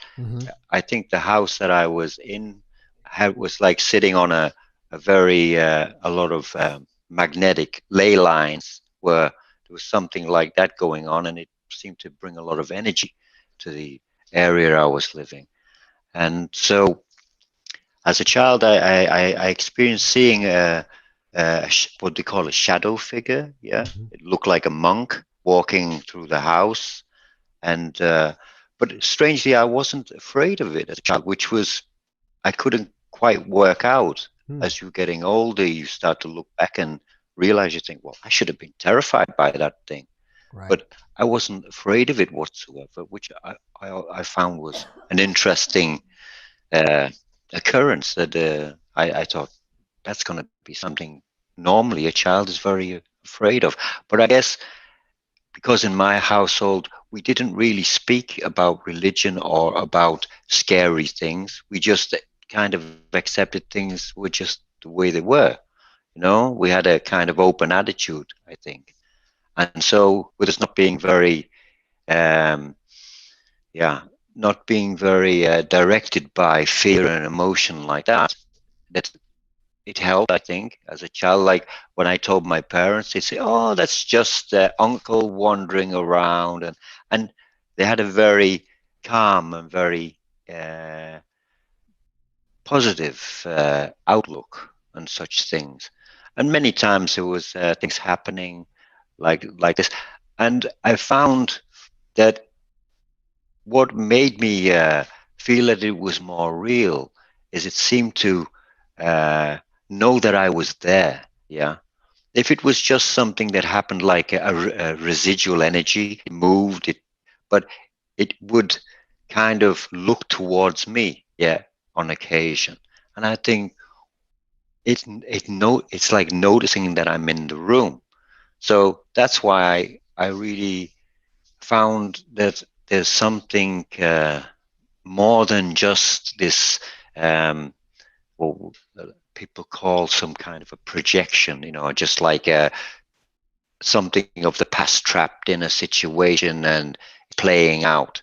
I thought, it's much more real than that, because when something's aware of you, it shows an intelligence. And so when I was a little bit, but I went for years without having any kind of, this was up till I think 9 years old. And then it's all suddenly stopped because we moved house, we were in another house, and there wasn't that kind of energy there. But when I was about 18, I remember one time I was at a friend's house, and he was a little bit of a joker, and so he was staying with the neighbor who was his girlfriend. She had a house, and he was building this house. It was absolutely stripped down to nothing. The house was bare floorboards, the whole house. And I happened to come on my motorcycle this night. We'd had a few drinks, and he said, oh, stay here, don't go anywhere on the bike. I said, yeah, fine. So I stayed in the house, but the house was empty, bare floorboards, the whole house. And where I was sleeping was just the bed, a light next to the bed, and a mirror that was on the side. So I perfectly fine, had a few drinks, no problem, I'm going to sleep. And in the middle of the night, I woke to the sound of somebody walking around downstairs, quite heavy footsteps. So my friend was a little bit of a joker. So I'm thinking, it's my friend. He's trying to make me nervous or something. Because he was that kind of guy, He was one of these guys who liked to make jokes. But he had a few drinks, and we went to our friends.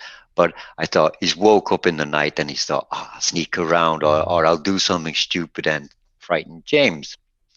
So I'm laid there, and I'm getting a little interested now, and I'm thinking, now really I should get out of bed, because that might be somebody broke in the house or something. But I don't know why, I just had it in my head. I still thought it was my friend, because it was too loud. I thought, this is too loud. I can hear the walking, I can hear bumping, and I thought, this is way too loud for it to be my friend, to be a burglar. It must be a terrible burglar. Yeah, must be very terrible if you make so much noise.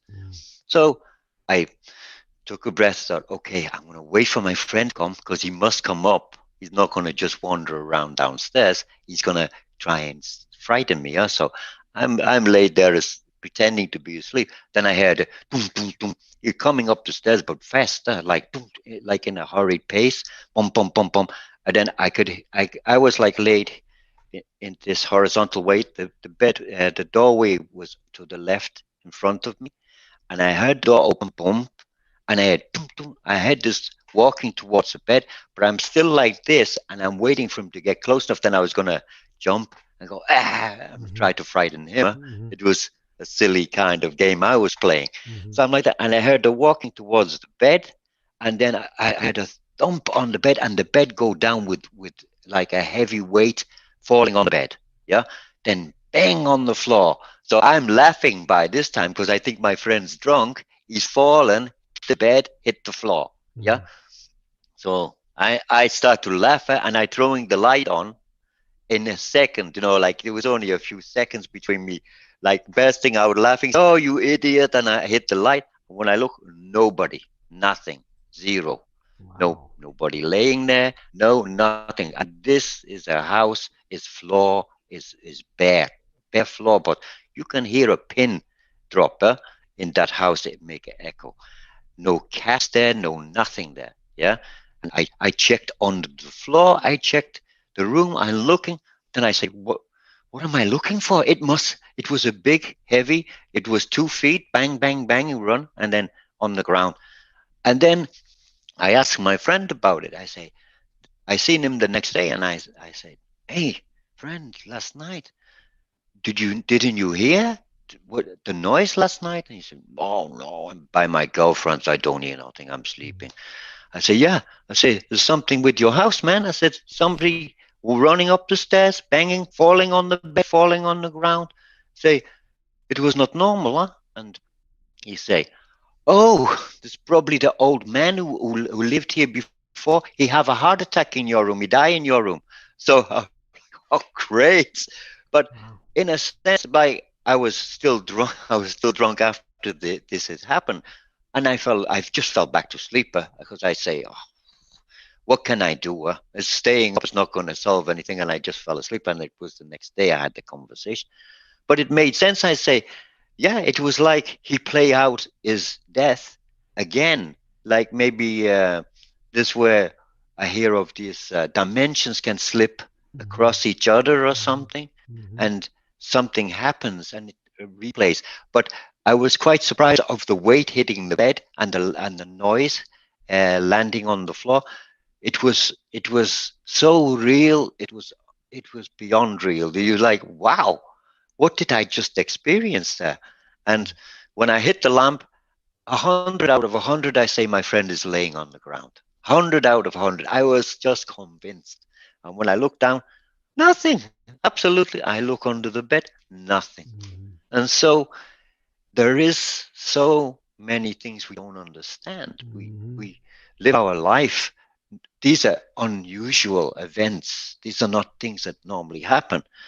But when they do happen, it's very hard to explain to someone who's never experienced anything of just how the magnitude of how it affects you. You're like, I'm not the same now. I cannot think in the same way. You're a little bit changed when things like this happen, because all of your senses have been used up. If you use one sense like your eyes, you could say, oh, my eyes, they made a mistake. If you use your ears, my ears made a mistake. Yeah. But when it's 3, 4, 5 senses, even the sense of smell, I could smell cigarettes as well. That was something else I didn't. I could smell my friend don't smoke, I don't smoke. But after that event, I could smell cigarette in the room. It's like somebody had a cigarette. And so so many senses being affected. One sense you can always put away. You can say, oh, I was a bit rubbing my eyes. I saw something that wasn't there. Yeah. But when you have the other senses all triggered, then you say, damn, this is a little bit more than something you can ignore. Yeah. Wow. Yeah. And so that was an event. I mean, that's a great story, and I appreciate you sharing that with us. And it's kind of like the guy Kevin that was on earlier. And makes me wonder, and you kind of touched on it, Kevin, earlier. I don't know if you saw him earlier, but he saw a guy fishing, and then a minute later he was gone, and he interacted with the person. And yes. And apparently this being interacted with your dimension. So it made me wonder, is it a earthbound spirit in our realm, or is it, like you said, dimensions crossing each other? This is the very big the big debate. Are these things that we see spirits, or are they interdimensional beings? Are they just beings that can move in our dimension? We talk about when we die. Maybe we go to the other realm, but we don't get a choice to come and wander the earth. Maybe the things that that wander the earth are interdimensional beings. That it's not about being dead or anything. That is what they do. They can go from, and maybe I hear a lot from the NDE who say that you can raise your vibration. Yeah. You can somehow, through maybe deeds in your life, or maybe experiences, good and bad, that you can raise your vibration. And maybe if you have a higher vibration, then you get the choice to be interdimensional traveler who can move between dimensions.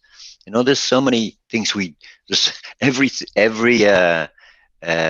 event creates more questions. Exactly. You see something, you say, how can that be? But it's all a little bit creating a snowball effect of so many more interesting questions. So that's why I like to watch your podcast. I like to watch many podcasts with when it's to do with the NDE and OBE, when it's just out of body, because it's bringing so many new questions and so many new answers. I mean, the other chap you had on who was talking about Egypt, and I mean, it's such an intelligent guy. When you listen to him, it makes your mind start to float. There, you're going in all kinds of directions, because that guy has so much information. The one I'm talking about, the one who was talking of Egypt. John Scott earlier today had long hair. Yeah, the guy with the long hair. Right. Yeah, interesting guy. And I've seen on your other podcast where he did, I think, an hour podcast with you before, and he was most interesting. Yeah. And as I said, Jeff, I really appreciate that you appreciate what we do when we bring a story, because you're so nice with your guests. You really appreciate your guests, and you're so polite to them, and patient and understanding. And you ask some great questions, and it inspires some great answers, huh? So it's nice. Well, James, I got to run. I got to get to the next one. But thank you so much. I'll let you get to your next. Excuse me. Yep. Thank you so much for watching. And no problem. And for coming on and sharing. I appreciate you. You're welcome. Take care. I appreciate you too. Bye now. Bye-bye. All right. We've got Tanya next. I almost had her in last time, and then James came in at the same time. And then we'll get to Typo. Let's see. Yeah, I'll let you get to the next. I can hear it. I can hear the echo.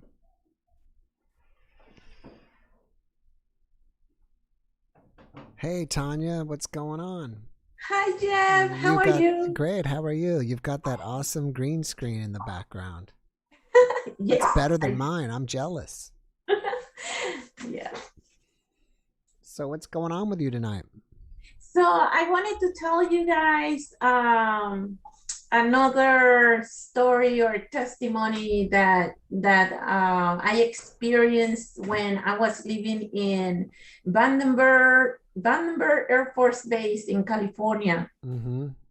And I kind of like started my my testimonies like out of order, because I didn't really know that I was going to be calling like almost every weekend and sharing my stories with you guys. That's okay. But that's okay. So over there in Vandenberg, I was living on base housing. I was living on base housing with my mom and my two sons. And when we were living there, like almost everybody experienced something in that house. So I can start with my son, Gerald, my youngest son. He one morning told us like, hey, he was little, he was small. I can remember how old, maybe 6, 7, something like that. One morning he woke up and he told us, yeah, Dad came to visit us like last night. And we were like, Dad? Like, explain more, right? And then he was like, yeah, he was here. He was in our room and he walked into the closet. And I was like, oh my God. So after he told us, we tried like not to put anything in their mind, like, oh, this is ghosts, and no, you had to be scared or something. Like, no, we didn't say nothing. Like my mom and I, we didn't say anything. But later on, what I did is that I moved their beds around where they were not facing the closet doors anymore. And then every night I will walk in the room and make sure I close the doors and make sure like that they were safe, kind of as much as I could, safeguard them against like a ghost or something. So that was him, that was my son. Then with my mom, what happened to her was, so because I live in base housing, I will go and have lunch with her like almost every day. So this was about noontime. She was making lunch and she was in the kitchen, and then she turned around and she saw this like female standing in the hallway between the kitchen and the dining room area, and she thought that it was me because it was noontime, and she thought that it was me coming home to eat lunch with her.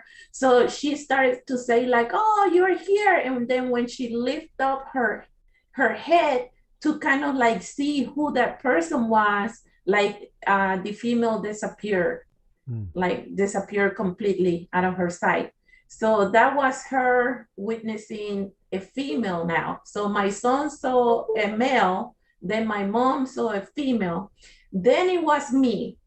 So then what I experienced there, well, it was several things, but one of the things I experienced was everybody was in bed sleeping, and I kept hearing like kids running in the hallway between like everybody's bedrooms all night, running. It would run and go like close to my bedroom and then back and forth all night. I kept hearing this. And then the next day I asked my mom, I said, hey mom, so did you hear anything last night? And she said, before I even say anything, I just asked her, did you hear anything last night? And she said, yes, I heard like kids running up and down the hallway. So she heard the same thing I was hearing in my room. She heard in her room. So that makes me think that it was a family, like the entire family, like the kids, the dad and the mom, and that something probably happened in that house, could be, because I was like, no, it cannot be that it's the mom, the dad, and the kids, and everybody's like witnessing things.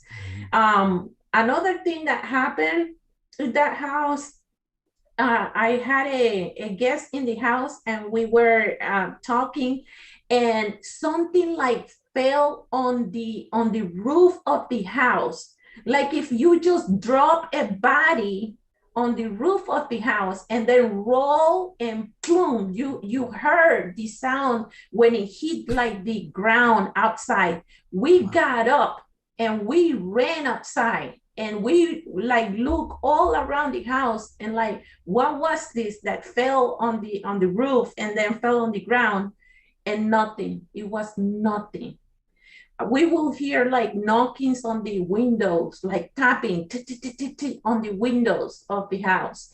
Or like, I want to share something really quick because I know sometimes we're short in time, that somebody else mentioned earlier on the program.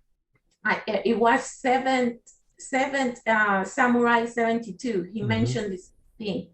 That his friend, the same thing that happened to his friend happened to me, which was I was sleeping in bed and then I woke up, right? And when I woke up, my hand was like levitating by itself, like up in the air.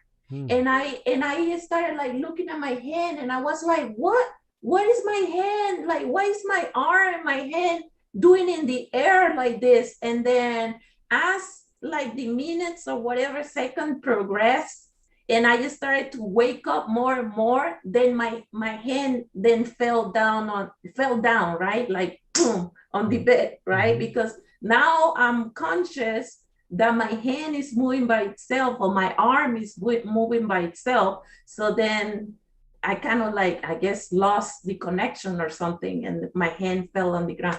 So I thought it was funny that his friend living in base housing and I was living also in base housing, and then the same thing happened to me. But you guys weren't on the same base. I think he was in Travis. Yeah, but it was California, not the same base, but it was California too, because Vandenberg is in California also. It's just like south of Travis, I think, if I'm correct. Did you ever do any research into that house and see if a family had died there before? No, and no, because you know what? I just wanted to get out of there. Like I was so traumatized because it was so many things. Knockings on my, like the headboard of my bed. I will wake up with tappings on the headboard and I will like move the pillows away just to like see, like hear clearly the noises from my headboard, and it will be there like tapping tick, tick, tick, tick, tick, tick, tick on my headboard to like wake me up or something. Or like I will see like a and this is gonna get a little bit, but one time I saw like a tarantula on the floor, and then I don't know, because everything happened so fast. I don't know, maybe I sensed it, but I jump into my bed real quick and I like lifted my feet and stuff, and I just saw like the shadow of the tarantula like walking it and like underneath my bed or something. And I didn't think anything else about it. I was like, whatever, maybe I imagine it or something, right? Well, my mom was taking my uniforms to the dry cleaners. And then when she came back, she's like, oh, you won't believe what happened.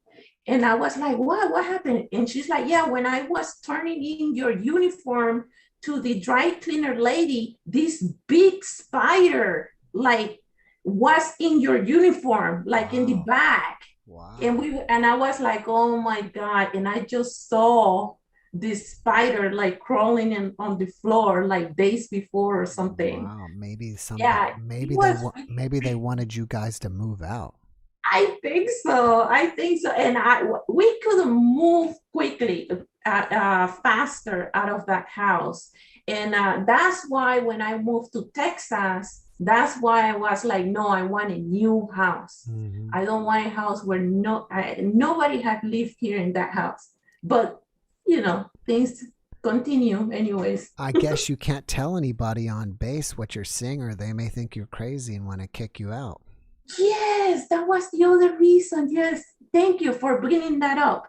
I was not, since I was still active duty, like I felt like I couldn't like bring that up to either the people on base housing or like the military, my supervisor and things like that, because I was afraid that they were going to kick me out saying that I was crazy.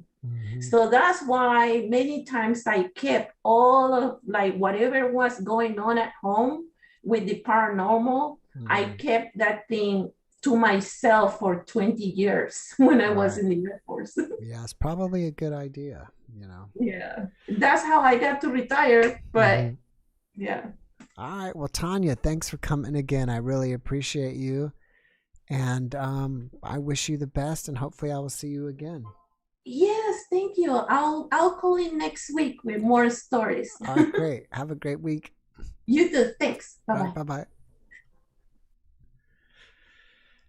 All right, we've got Typo here.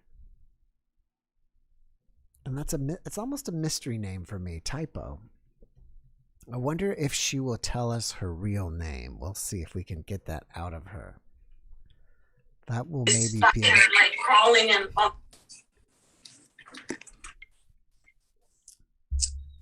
that will Hi tell. there. Hello, I hear you, but I don't see you.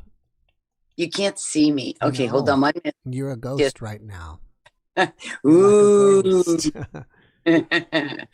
All right, let's see what it says. Start video. So are you going to give us your name, or are we still going to go by Typo?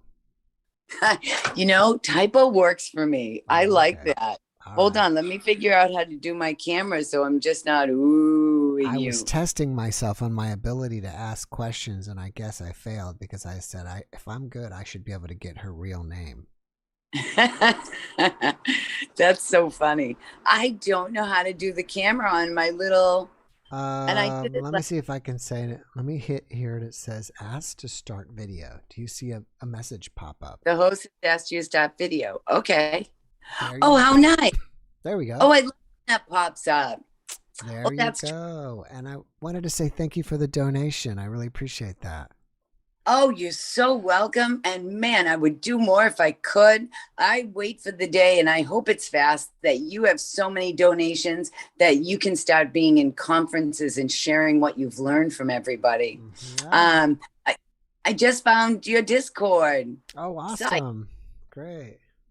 I couldn't find that little link that you need to get into the room. Mm-hmm.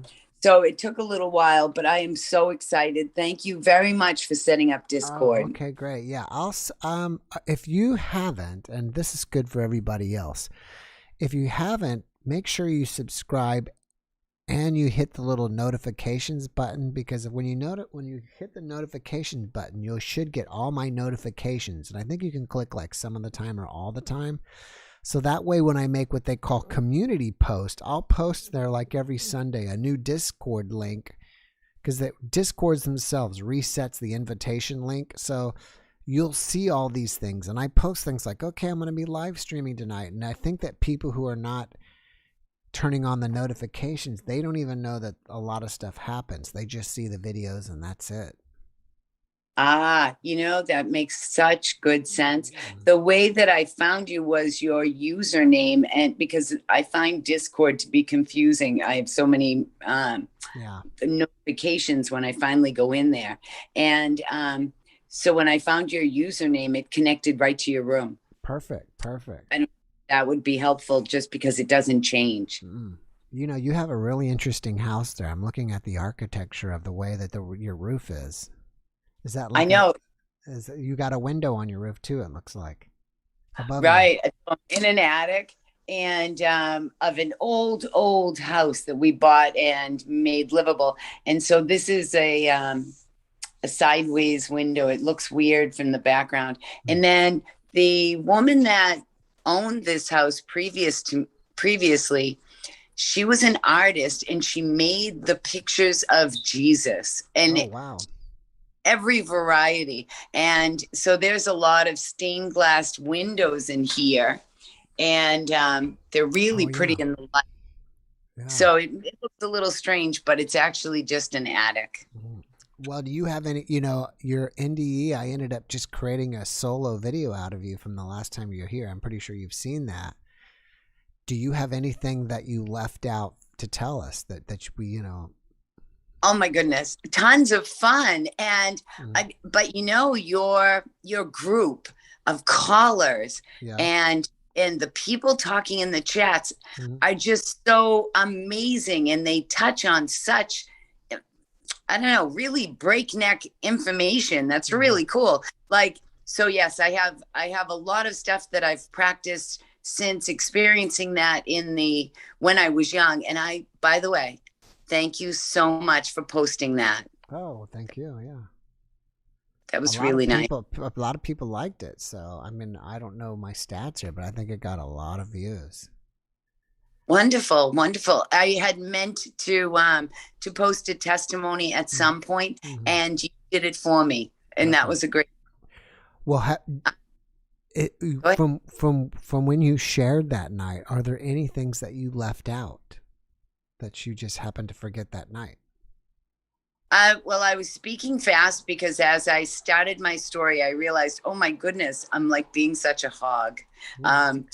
So I to talk really fast, and so I said like the age wrong, like little details, but the major part of the story was there. And I suppose tonight I just wanted to call in because your callers. So when I experienced that when I was young, but I couldn't tell anybody for a really long time through my adulthood because you'd be crazy, right? Right. Unfortunately. And so when we judge each other, or when what I call 3D people that can't even be on this podcast, it would just be way too scary for them, or overwhelming. They would see us as potentially in the 80s or something, a long time ago, they would see us as a bunch of crazy people. Right now, luckily, we can finally get the word out. So we have spent so much time as humans worried and criticizing other people for their talking that we've slowed down our adulthood in spirit, right? To work with all the fabulous senses that we actually have, because people couldn't say anything or they would just be outed. And we're at this beautiful, great awakening period where we can actually openly play with our ideas, share them, and then hear if other people are doing the same, right? Awesome. So I think it was Kevin that called in earlier. He was talking about grandfather, right? And potentially great-grandfather. Right. Great-grandfather. And I have often heard stories of that and said, and in my own life, I've thought in a few instances where strangers would come by or say an odd, it'd be a magic in the moment that you could actually feel and ask for something, and instantly you give it, and I recognize, oh, that's going to be in that life review, and I want to see who you really are. Are you an angel that I'm just coming across as a visit, so I see you, or friends that I might need later, or who have helped me in other lives if they've come by for a moment to say hi, to bless my life, sort of like Kevin's great-grandfather, right? He just blessed him for a moment so they could later, and they can have a great hearty laugh later and go, hey, I dropped by and you knew it. You knew it was me. That's fun. Spirit fun, right? Then the second thing I wanted to mention, now the woman was talking about the Great Awakening, right? With her fabulous, fabulous map in the background. Yeah. How cool is that, right? It's part of this process of finally just getting that goop, the heavy, nasty part of the energies on this planet, and just getting them out so that we can forgive it and move forward into what is just blooming right now. So here's what I would say about the kind woman that talked, and she was talking about the tarantula and seeing it energy form and then responding, and then finding out that her mother was there, right? Another, what they would say, crazy story if it was 2 years ago. But now we know, yes, you were. And that means you have a sense. You have a gift. Now we know that, and here's the point of what I wanted to bring up and see what you thought and see what your listeners thought. When we hear Kundalini, when we hear humans that have gone through a Kundalini, their entire energy body just comes to life, right? Fabulous. And so when it does, often it blows their mind. But if they're aware of your show, they'll know they're just seeing all of their available gifts out in front so they can experience it, right? So the woman that had the tarantula, she's an energy-based person, right? So the more she exercises that like a muscle, like any physical muscle that we've experienced in the past, man, that becomes all kinds of perception that can come through energy. So for years I've worked on all of the stages of what you would call a kundalini to rising, to see what muscle I have that works and what my strength is. So mine is energy and electricity. And I'll tell you, that just doesn't seem intuitive from my life, but anyway, it is. So I can clear, I'm a distance clear, energy clearer if people have any nasty going on in their house, because many people don't know the happy place of their own vibration. So they'll maybe start watching nasty videos to learn, right? The Great Awakening. And it lowers your vibration. And when you lower your vibration, you become perceptive to other spirits that really need energy, because energy drains, right, over time if you're not creating it. So in our 3D body, we can create energy. And by doing that, we can actually now bring that to a light body. So at some point you should show people how to light up their light body. So it takes 2 minutes. It's a piece of cake, but you have to do that with care, because if you light up your light body, and I have done this with people, that's what I do. I'm a remote viewer. I'm working on my dictionary, which if you have anyone here that is working on remote viewing, one of the things you need is, so we have psychics and empaths and all of those stages of all of the things that we can do. And you can do it simply by practicing. That's it. No matter, you could come cold turkey and just say, I just heard of this thing, whatever it is, and literally begin to practice it and see it. And then just enjoy all of those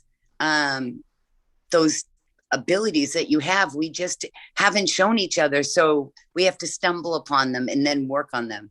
So if you have any remote viewers out there, they'll need a dictionary. So I can do, if someone tells me the shape of their house, I can clear out their energies, find anything that's going on. I can also see, and I know this sounds crazy, so I'm good if anyone here is listening and it sounds foreign, but I can also see the projects that they haven't gotten to and how that clutters up their space.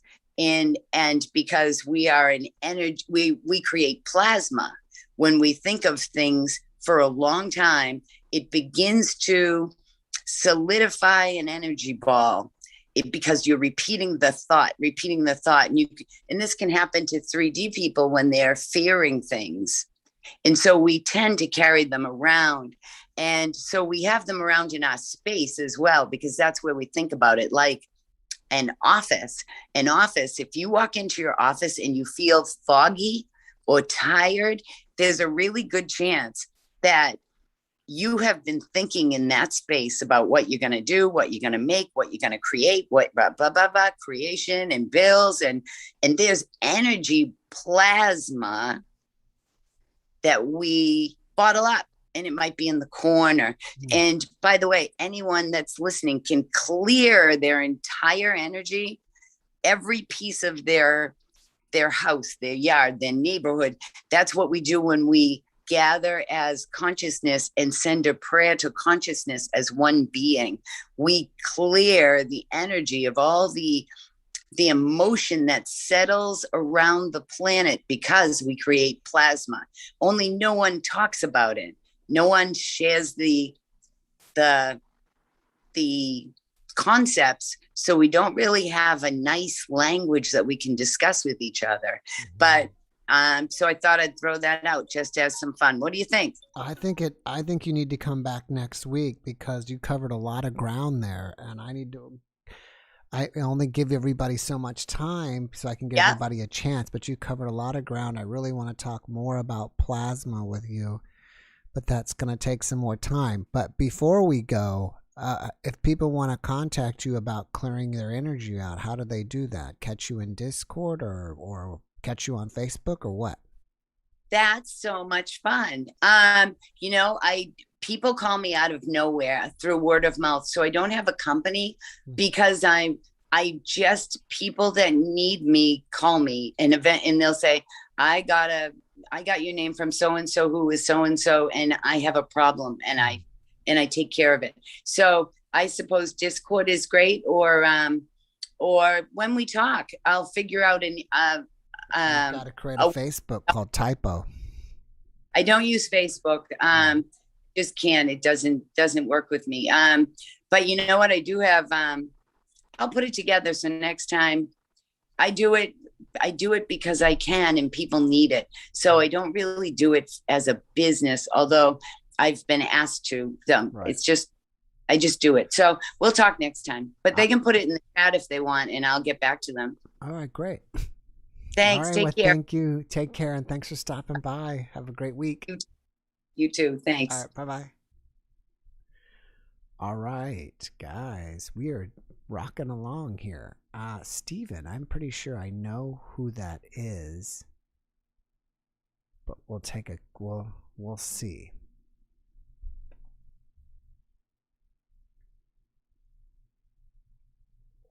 And we had one more and she left. Asked to start video. I'm glad that I figured this out so we can remove this while the guest is talking, and I'm just waiting for Steven to show up here. There's a lot of New Yorkers calling in today. There it is. I thought it was going to be John Lennon today. What do you got another, you're really good at He's around too, he's on the back. You're really good at impressions. It helps when you have a lot of funny friends. Do you have any new ones for us? We will go to the moon and do some other things, not because of easy, because of hard. Have you ever considered being a comedian? I already am. It's just like I'm like, where I'm at in my life is I can't get over the edge. It's like I'm holding the boulder. I can't get up and over. That's when I first started this podcast about 1.5 years ago, in the beginning, I didn't have any paranormal guests, so I saw all kinds of people. And I had actually 2 comedians on. And they were telling me about how, obviously they're not super famous or anything, but they're moving along their career. But they told me how they got started and how they would go to comedy clubs. It was interesting. And, and it seems that's just what you do. You just get out there and you just go. Hey, who recently died the other day was Norm McDonald. Someone was knocking on my door and I said, who the heck, what the H is death? Knocking on my door and he said, go away. Don't want to do it. Oh, you're kind of... He kept persisting. They said, all right, Dad, you win. It's just a joke. You're frozen on me, brother. Your screen is frozen. Now you're back. Yeah. I think both of these guys were from New York. And the interesting thing is in New York City, there's a ton of comedy clubs. So they could, I don't know if they were starting on open mic nights or what, but they could go like from one and then, you could take the subway down the street to another one, so they could rehearse their act maybe 4 or 5 times in a night. So, yeah, that's just what people that get started, they're just constantly working at it. When I'm on the golf course, I have a lot of time to just work on impressions and come up with ideas. What's going on with you this week? Well, I just thought I'd, say hi. I can tell an experience. I mean, I have a spirit with me all the time. Really? You did? I don't think you mentioned that That's before. Like constantly. Yeah. So because I was suicidal, I put the picture of a woman that had died by suicide Oh, my yeah, I think desktop. I remember that. Yeah. And then after about a couple of weeks or a month, someone was like pressing on my bed, and then that just kept going up and up. And like now she, like, it's just constantly, like if I just sit here, like my head will just start, like this is what she does. It just starts moving my head like this, and then moving my hand. And then like she wants me to dance all the time. Like, so I'm just do that if I listen to music. Wow. But I had a friend that he wanted me to pray to Jesus. And so I did as I was going to bed one night, and he pulled me out of my body, and we had some kind of experience. And then when I came back, I felt so much energy for 2 hours. I couldn't, in the middle of the night, I couldn't go back to bed. I just felt so much energy. So it's like, that's what he must have felt. Like just all that, more than we have. Well, I would think that once you're out, you know, you're just energy yourself, and you're in some kind of energetic realm. And when you come back here, you're just, you know, a lot of NDE people will say that this realm is heavy, and oh yeah, it's like physically heavy, and they're like, you know, stuffed back in their body, and it's I don't just think so you need to die to experience that stuff, though. Right. I mean, I just think that if you're a spiritual person, it's just that people aren't spiritual, and then it takes something like that to get them. But if you're just naturally a spiritual person, like I was, that means I'm always open to this stuff. Mm-hmm. Yeah, that makes a lot of sense. Yeah, and some people can just meditate and have amazing experience, or some people are just, maybe as we become more spiritual, or people will say raise your vibrations or raise your energy, you just naturally become lighter. Or you feel like you're just more open to it, and you notice more and more, like the synchronicities, like that's as spiritual people notice those things. Yeah. When that guy pulled you out of your body, did you see him? I was surrounded by him. It's almost like I felt like almost like a child, like, you know how they have like a carrier for an infant in front, and then like I'm surrounded by him in his presence. And then he affirmed what he taught in the Bible, because at that time I had extreme anxiety, you know, handshaking, and like people don't understand. I got like, they look at me and they go, "You're fine." I go, "But you don't know all my problems." Right. I had extreme anxiety, and he said, you know, worrying does not add a day to your life. Right. So you shouldn't worry about anything at all. Right. That's true. Yeah. Do you look into Dr. Joe Dispenza's stuff? You've said that 3 times now. You have to like type it out or something. There's like 1 million videos of him on YouTube. And so I think his stuff is amazing. I've been watching it a lot lately. I think his just information is great. So maybe there's a thing here. You keep coming to me, and I keep telling you the same thing over and over. There's a pattern possibly forming. I can't hear you. Well, I mean, I watch certain other doctors, so. Well, I think he's on the forefront of all this. He is the one person, I think, and maybe the master, who has merged spirituality with science, all in one. And he has some amazing theories, amazing ideas. And so after my life was destroyed, I got into enlightenment, and the person that taught that was Dr. David R. Hawkins. Never heard of him. Not to say he's not amazing. I just haven't heard of him. He's one of the smartest people to ever live. Did he help you? Just a genius. Well, I read his books and watched his lectures and all that. So we'll just say that man's tragedy is God's opportunity for spiritual growth. So you can go up. So he's got a scale of consciousness. So you can go up. He said an average person, 1 to 1,000, he said, goes up a couple points in a lifetime because they just improve a little bit. But a spiritual person can go up 100 points. Yeah. What kind of spirituality? really advance their consciousness. What kind of spirituality, or what are you doing spiritually? Are you into, or what are you into? You know what I mean? Probably a little bit of a lot of things. Like I recommend everyone meditate, and everyone, I say meditating is praying is talking to God, and meditating is listening to God. So right. Did you happen to catch one of my recent podcasts? It was the first time I've ever heard this, that while she was in her NDE, she saw prayers as physical objects. Oh yeah, I saw that. Yeah. Yeah, it's pretty amazing. I like to listen to it as I'm trying to rest, so I don't always catch the end because I'm trying to fall asleep. It's interesting. I think so many people do that. I get that a lot. When you go to bed, it's always good to not, like with all the politics and the news, it's like put something spiritual on, right, and listen to that when you're going to bed. It's just so much. It like cleanses you. Yes. And even maybe if you fall asleep and you still hear the guest, it may be somehow, giving you some good information. Maybe your brain is still, it's still hearing it and still, processing it.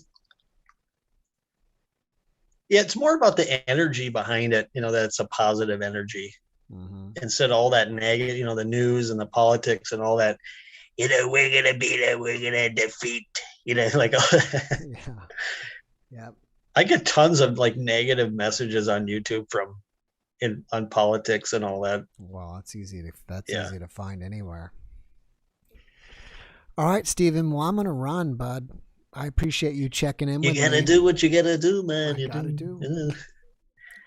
John was out back, playing with a gun. I said, maybe you don't want to do that. Maybe write a song. All right. Well, have a good night. All right. You take care. Bye. Bye-bye. All right, so I had someone that was about to pop in, and then I think it was a she, left. I'm pretty sure it was a she. I'll wait for you for a moment. And otherwise, I've gone over again this time. So I was at 2 hours. About this time an hour ago, there was nobody here. So it's kind of like my last call. My last call before it closes. Right? Last call before the live stream closes. I have another one for you guys tomorrow. It's a channeler, and I don't know if she may be a famous channeler. She's written a lot of books, and gosh, I don't know if I should be teasing this yet or not. I don't know. Maybe I should be teasing it. It's hard to say, but she's somebody that has or is channeled Christ. And I think she as Jesus in the not on this dimension is considered, I guess the way I'm taking it is Christ consciousness, but in this realm or on earth, it's Jesus. And I think you guys might find it fascinating.